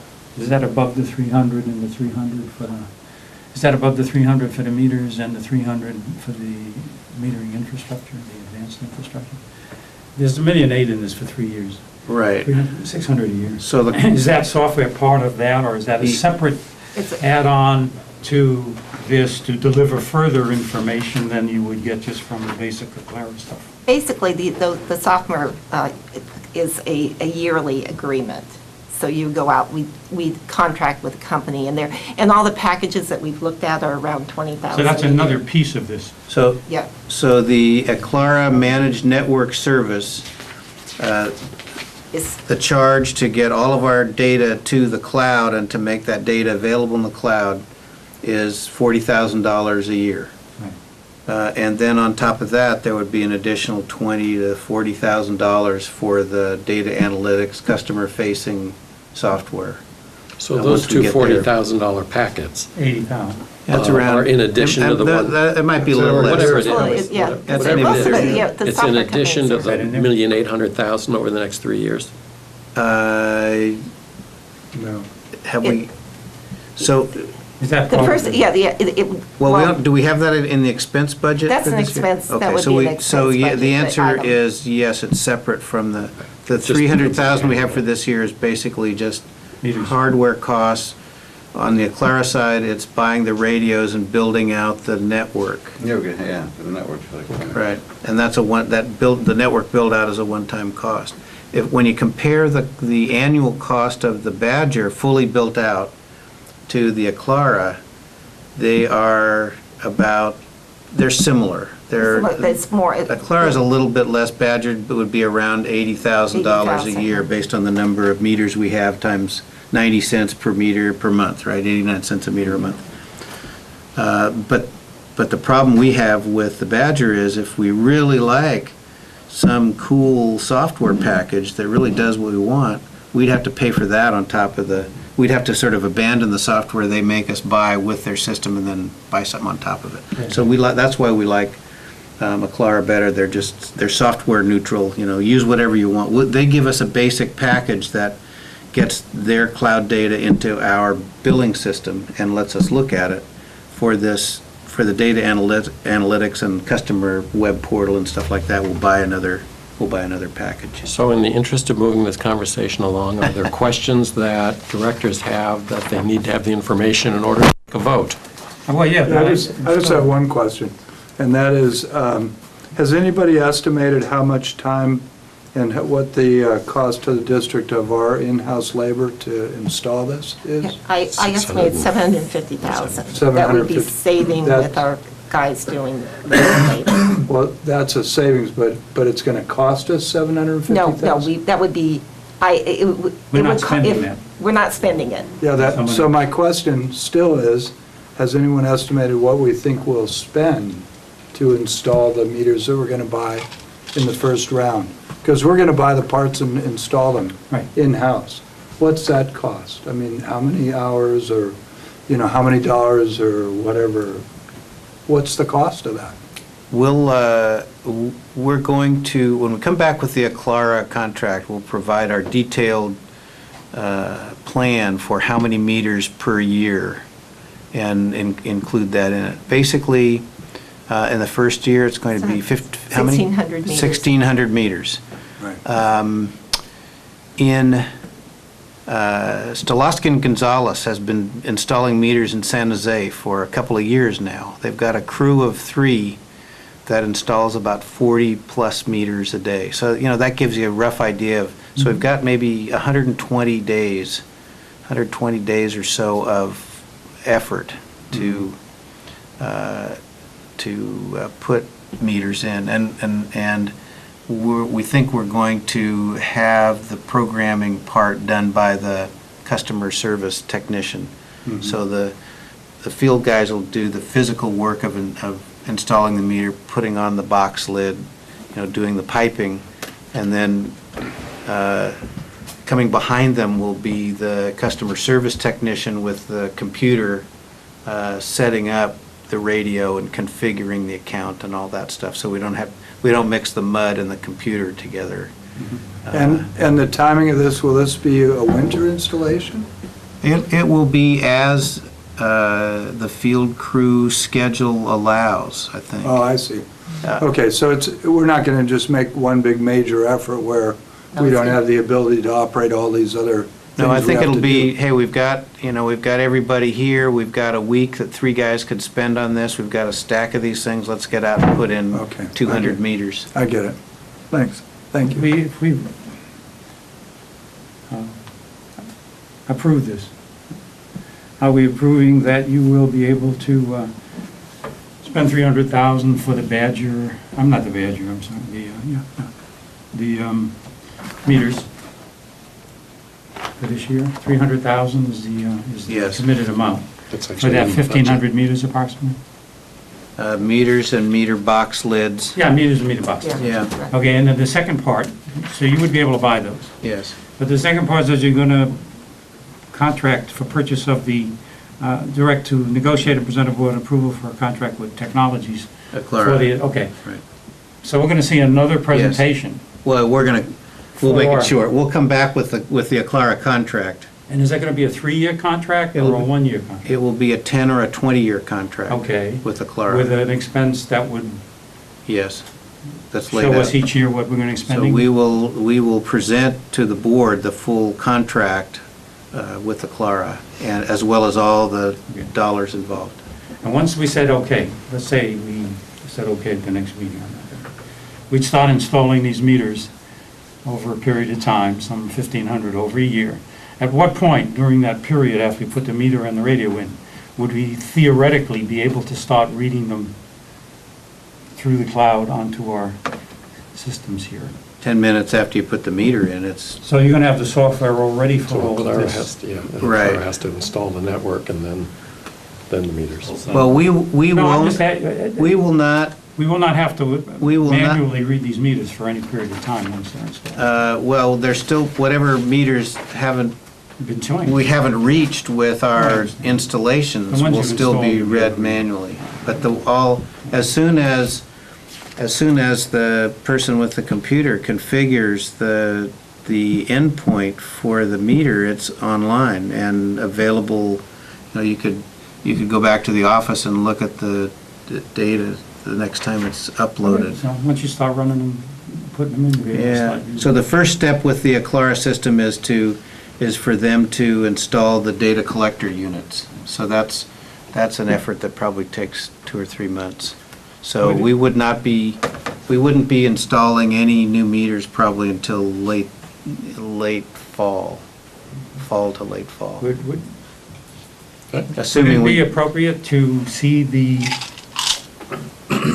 Aclara information contract, what your plan is for that, and put them together and say, yeah, we'll go with this whole source for each, or however you're gonna do it, but do it at the same time versus one half now and one half then? That was my question. Could we see the package together? Maybe not, up to you. if that's what the board wants to I do, mean, that's what, yes. it would be good to see what that piece looks like, and say, yeah, it looks together, it's a package, they sort of go together. So we're, I think, I'm okay with going without, multiple sources and all, I'm just saying, when I see the whole package in one. I think, I want to make sure that, would that delay us in our process, because. Oh, I see, because it's a different. Yeah, because, and in fairness to the rest of the board, I have looked at the Aclara stuff I was very skeptical of the Aclara stuff, and I went through it really, really carefully until my comfort level No, I came don't, up. technology-wise, I'm not, So- I think they said PG&E's. I'd like to see the total cost package and how it's all gonna play out in terms of the plan. I mean, it's a 3-year program, we're gonna put it out so many per year, I've seen it in the capital plan. I think the board should be able to just see how what the product looks like in terms of how you plan to implement it. Maybe another month you're gonna do that, right? The Or it's reason- gonna delay the whole process. We can certainly do that, and I don't think it would delay us. The reason that we approached it this way is we've been viewing the meter replacement and the AMI as separate, basically separate but related programs. Right. You could have said, no, I don't want AMI, but we'd still need the meters. So presuming that you don't want to do that, and you'd like us to come back with the meters and AMI, that's fine. I don't think that getting a 1-month jump on buying meters is going to change. I will say there's a lead time with getting the meters, though, and that we've been experiencing, so. well, then we're going to get the meters anyway. Yeah, So in other words, if you brought a contract from Aclara back to us in a month or whenever you do that, and we look at it and say, we think that's terrible, that really doesn't have any negative impact on the Badger contract, right? Right. We'd still need to replace our meters. Yeah, So we I don't still see gotta why we wouldn't, and we do, we still need to take a part of this action I'd just like anyway to to see waive the- the policy. Yeah. And we need to take a part of this action to give you the authority to negotiate with Aclara. yeah. So I don't know why we don't just do the whole Have you thing. negotiated a hard price with Badger, or? Yeah. We're still working on it. Because it's not to exceed, doing the math, it's $187 a unit, and you're saying, about 109 or less. Yeah, we think we At can six- get 10% below that in quantity, the kind of quantity we're going to order. Okay, so yours asking us to authorize up to 300, but we're still hoping Right. that whatever, when we do the math, it'll be divided by, and it'll come out to 109-ish as Yeah. opposed to 187. Yeah, well, that price includes also, we have to get lids, new lids Oh, for okay. our, I'd and there's asked some earlier other. if the lids were included. No, not in the 109. Not in the 109. They're not in the No, 109? no, no, Oh, no. okay, So a we have meter to lid do- costs up to 40, it can cost $40, $50. Okay, all right. So we would get these Badger meters anyway. Right. Yes. I mean, because That's then our- we'd read that's them our manually proposal. if we could not find them. Correct. an automated way to do it. Yes. Correct. We'd read these meters and pick the lids up and look at Yeah. it. So we gotta do that anyway. But Bob, Yes. Can I ask a question? I just don't know what the differences in a month. It seems, It's a what I great don't, job, I'd like to. so- what I don't understand about it is, it seems like without the Aclara being installed, the automated aspect of the meters won't happen. Right. So, That's right. so are we saying that we need to have these plastic meters and be screwing them in right now, no matter what? Because I don't I understand always thought that. they were a joint thing. No. Seems like the Aclara has to be there, and then we put the meters in. So that's why it seems logical They have to a do the digital- Aclara contract first. so they have a digital display. You still on read them them. manually, right? So as a straight replacement from our mechanical meters Gotcha. now to this one, Right. they will do the exact same Well, I job. understand, but are we having meter failure right now, so we need 300,000? We're only gonna go to- meters laying around? We're only going to go to each meter box once, so we're not going to go out and install meters before Right. That's we what I- know whether So we're going to Aclara's gotta be proceed in. with AMI. Assuming we're going to proceed with AMI, we're not going to go out and install meters before the Aclara network's in place. That leaves the question of delivery I'm prepared time, lead time for these meters, but it's not more than Do one 6 or 8 and weeks, is it? Wait for It's 2 been and 3. longer. It's been Okay. longer. It's been How long longer. is it? I don't know, John Dave, but it's been delayed because there's such demand for these meters. And they don't want to just have, so it is a long lead time, longer than it is for our current. So the sooner that we can get in the queue to acquire the meters, the better. But- Now I've heard a convincing reason to proceed. But Bob, there's one other thing I think is important to remember. How many brass I'd meters like to year make are a we motion. saving swapping out? You mean Well, annually? what's a typical meter replacement? Bring an old-fashioned brass meter, how many are we typically replacing in a year? It's varied over the years. But one year, we've gotten hundreds. But clearly, because of the age distribution of our meters versus the guideline, we're not doing enough of them. And we have slowed down. Right. Anticipating this big program, we've slowed down a lot in the last couple of years. I mean, you have to order them because they're not available unless you start ordering them sooner, I got that. Yeah, But that you're not makes gonna sense. install them until you have the AMI stuff Well, So I'd current like- with them, that's all I'm saying. So I guess I was just saying, could I see the other thing to make sure I understood the whole process? So- If you gotta buy them, you gotta So buy I'd them. like I to just make a didn't see motion. Would you like to hear a motion? Yeah, I would can like to hear a put my one motion. comment in? No, because let's make a motion and do this thing, shall we? I agree. Thank you. I'd like to move that we waive the requirement in the district's policies and procedures for award of contracts. I'd also like to move that we authorize the general manager to contract for the purchase of the Badger meters not to exceed 300,000. And I'd like to, I can do this all in one lump. I'd like to direct the general manager to negotiate and present for the board approval of a contract with Aclara Technologies LLC to provide materials and services for the district's automated meter infrastructure. I'd like to add number 4, to direct the general manager to be sure that we only install the meters once with the automated portion at the same time. Well, boxes and boxes and then sitting out there and waiting to know. Assuming they get I'll here. second it. Okay, we have a motion and a second. Is there any critical further discussion that we can't live without? Hearing none. Yes, Dr. Coverdale. Oh, enthusiastically. Vice President Reynolds. Dr. Feldman. Aye. Dr. Michelson. Long time coming, yes. President Glassberg. I don't know. Okay, next item. Thanks for all your hard work. Thank you for doing all the research. Thanks for all your efforts. So the next item on the agenda is proposed revisions to policies and procedures for the award of contract. Didn't we just do that? No. This is a different item. This is a different one. An alternate for Why don't I have a, the NRM. Here. Okay, this, I didn't get that. Oh, I must be back here. Yeah, just back here. E, number E. I'm sure I did get it. this is, Sure you did get it. this comes up because of my changed schedule, which I'll talk about in a little bit. Oh, right. But we need There it is. for the assistant general manager to, or somebody that I designate to be able to act in my place under the policies and procedures for award of contract. So really the only change here is this paragraph, you see in red, for purposes of these policies and procedures, the all references to the general manager mean the general manager or designee. So rather than going in and putting, Which designate? and it also says that I would need to name designee or designees in writing, and that I could change them at any time. In writing, to where? Policy. I think it's just creating a record, saying, He's and it gonna can give a be, written it can be to the staff, it it would be useful, I think, for me to do it, distribute it to the board, so that you know. But it just creates a record that the designation has actually been made, that gives us a trail from my authority to that of the designee. Okay. Can I make a motion to? And would this be then 2016-02? No, it will be 2016-09. Oh, no. Okay, I hear a motion over here. Yes, I make a motion, we adopt 2016-09. I'll second that. We have a motion and a second. Any further discussion? Hearing none? Director Coverdell? Aye. Vice President Reynolds? Aye. Director Feldman? Aye. Director Michelson? Aye. President Glassberg? Aye.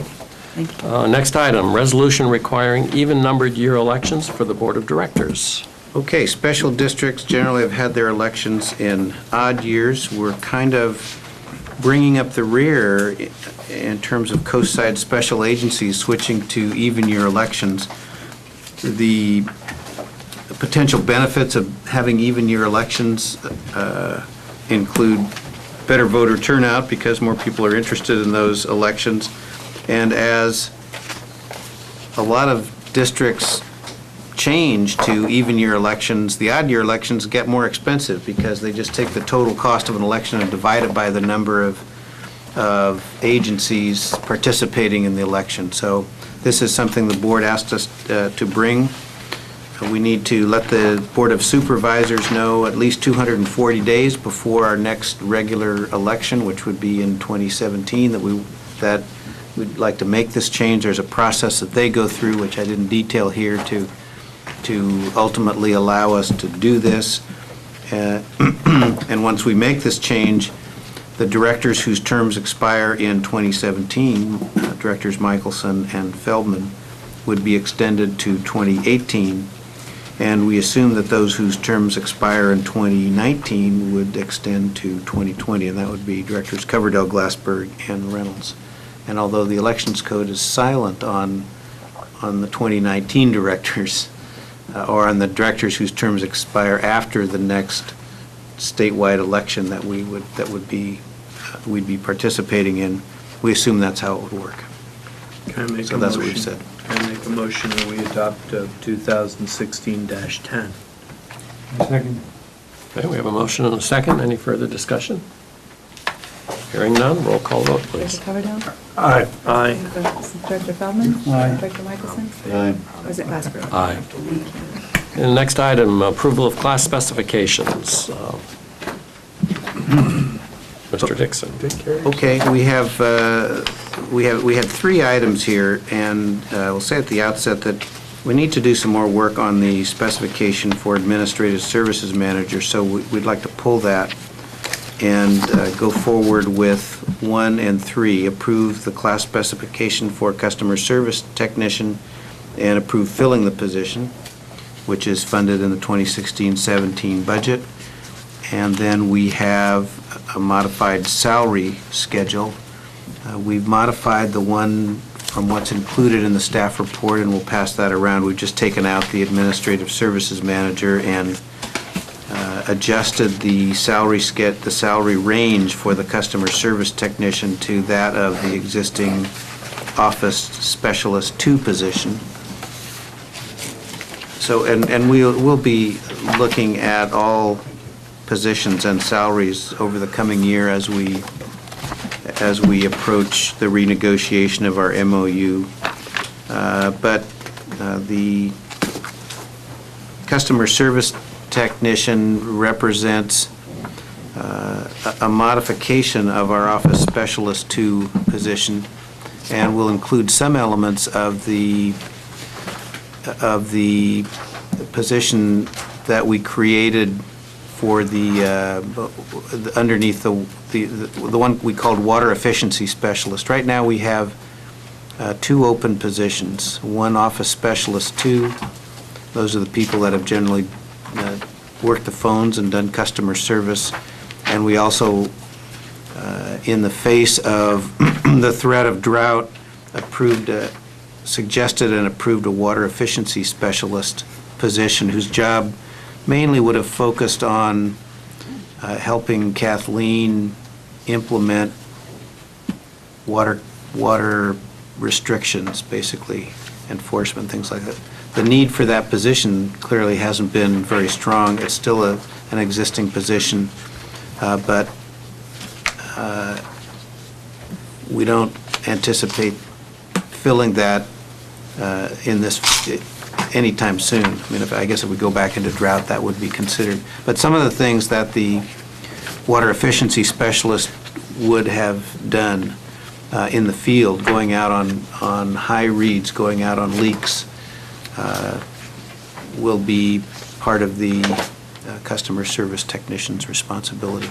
So the customer service technician really is a person whose duties will combine field and office. This is a person that will be going out, clipping the bushes around meters that we can't find, doing rereads, doing a lot of the stuff that the field staff and treatment distribution operators now do.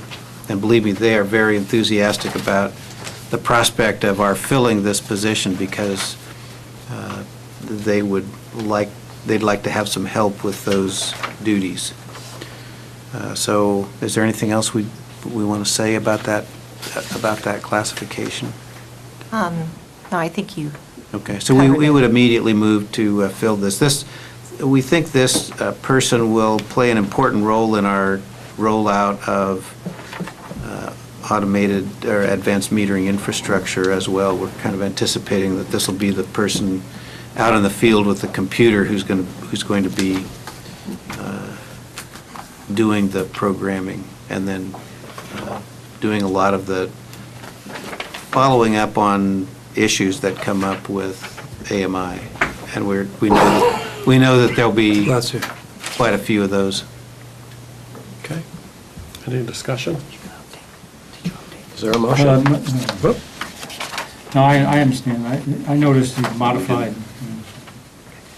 you modified the exhibit that was in the director's report. Yes. The new exhibit. Is there did you reset in the range for that position? For the customer service technician, yes, it matches now the office. It matches the office Okay. specialist too. It was not correct previously. It was higher. Right. Okay. So I think that this position probably will end up somewhere in between or close in between this and treatment distribution operator, Okay. Which is about 5,000 higher. But So you started. we need to do conservatively. a careful job of Yeah. comparing apples to oranges and deciding what's appropriate. We don't want to do something that has the effect of pushing everyone else Oh, I see. up if they're at the Just appropriate checking. level now. Right. It's conservative, that's fine. Okay. Is there a motion? I'll make a motion that we accept this with item 2 struck out. Okay, we have a motion to accept the recommendations number 1 and 3, excluding number 2. Is there a second? Right. 3 would be the revised version of the salary schedule that was handed out. Correct. tonight. Right. Revised version. Did I get a second? I missed it. Second. Second. Okay. That's Director Coverdell? Aye. Vice President Reynolds? Director Feldman? Aye. Director Michelson? Aye. President Glassberg? Aye. Okay, now we come to that thrilling moment of the year. Okay, this is driving you away, huh? I don't blame you. It drives everybody out. The appropriations, the GAN appropriations limit, this would be Resolution 2016-11? No, we did 10. 11. 11. This is the annual requirement that goes back to 1979, I think, with the GAN appropriations limit. which I used to understand, kind of, sort of, but now I don't care anymore. And I don't want any more billable hours for it to be explained, so, by our legal counsel. So, is there anybody who would like to have a further discussion of the GAN appropriations limit? Totally thrashed in public. Too many years of this stuff, that's why I'm sorry. And it mattered more in the school district because we actually got serious tax dollars. Okay, is there a motion to approve the resolution? So moved. We have a motion, is there a second? Second. And a second. Dr. Coverdell? Aye. Vice President Reynolds is left. Dr. Feldman? Aye. Dr. Michelson? Yes. President Glassberg? Aye. Okay, next item, approval of water service agreement with Stolowski subdivision project. Okay, this is a subdivision out on the, I guess you'd call it the south side of Miramar. It's extensions of streets that run south of Washington Avenue, Champs-Élysées, and Pullman Avenue. There's nothing controversial about it.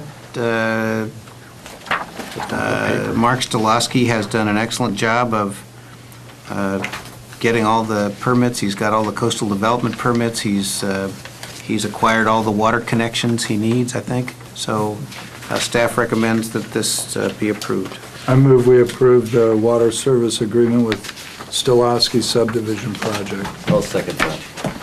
We have a motion and a second. Is there any further discussion? Hearing none, let's do it. Dr. Coverdell? Aye. Dr. Feldman? Aye. Dr. Michelson? Aye. President Glassberg? Aye.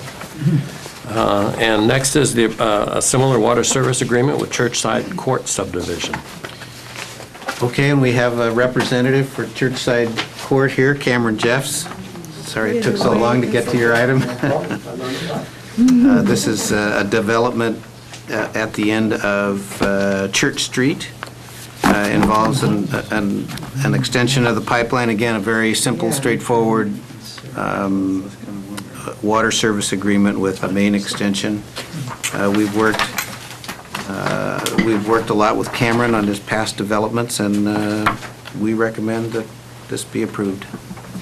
I move we approve the water service agreement for the Churchside Court subdivision. I'll second that. We have a motion and a second. Any further discussion?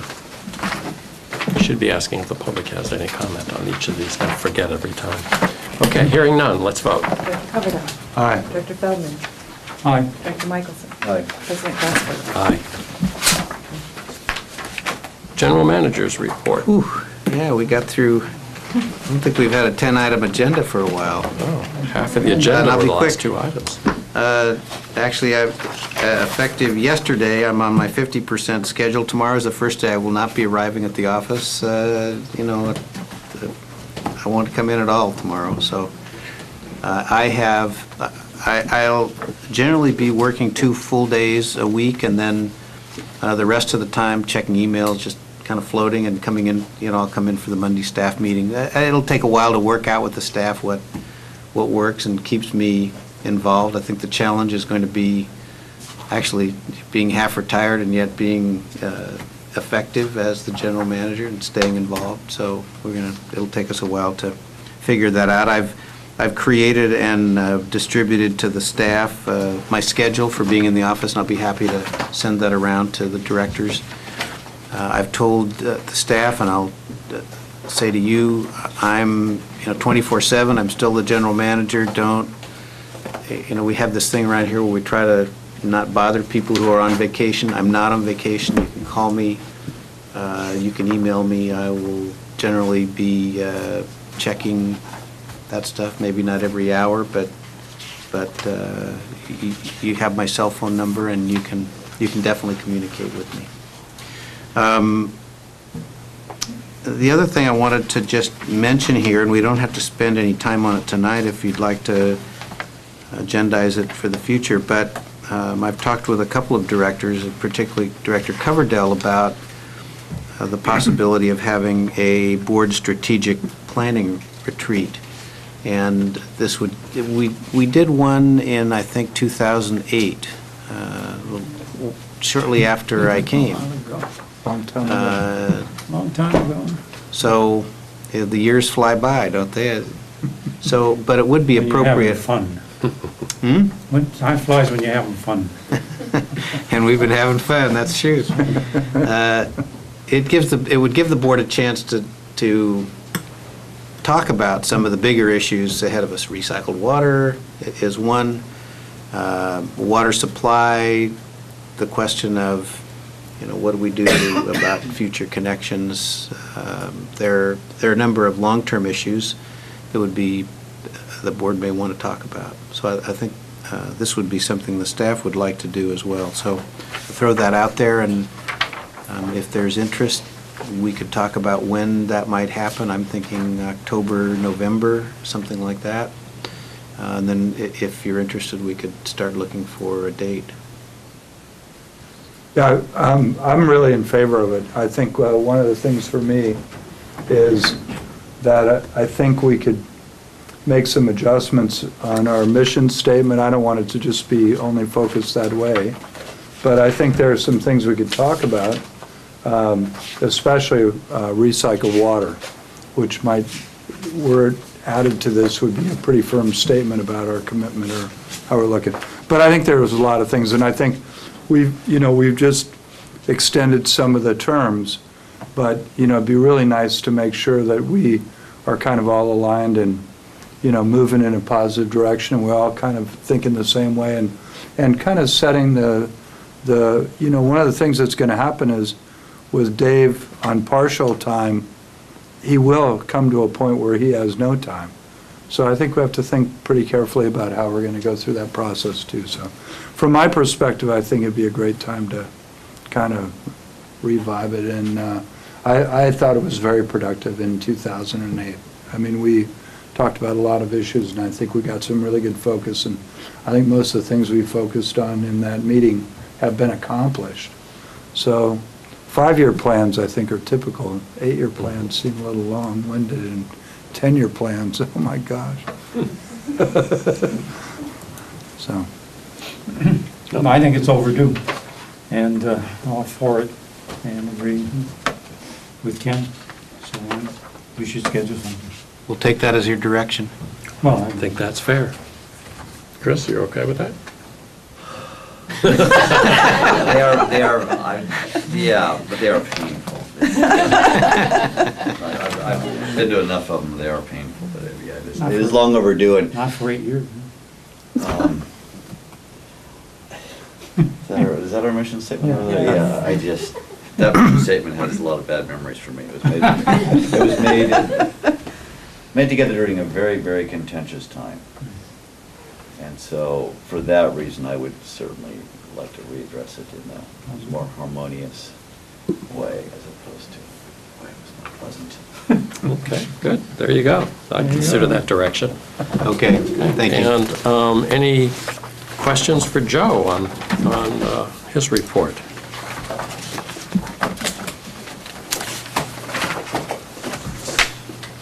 I did have a question for Joe. I knew you weren't going to get off. What kind of debris on the top of the Miramar tank? I'm getting nervous.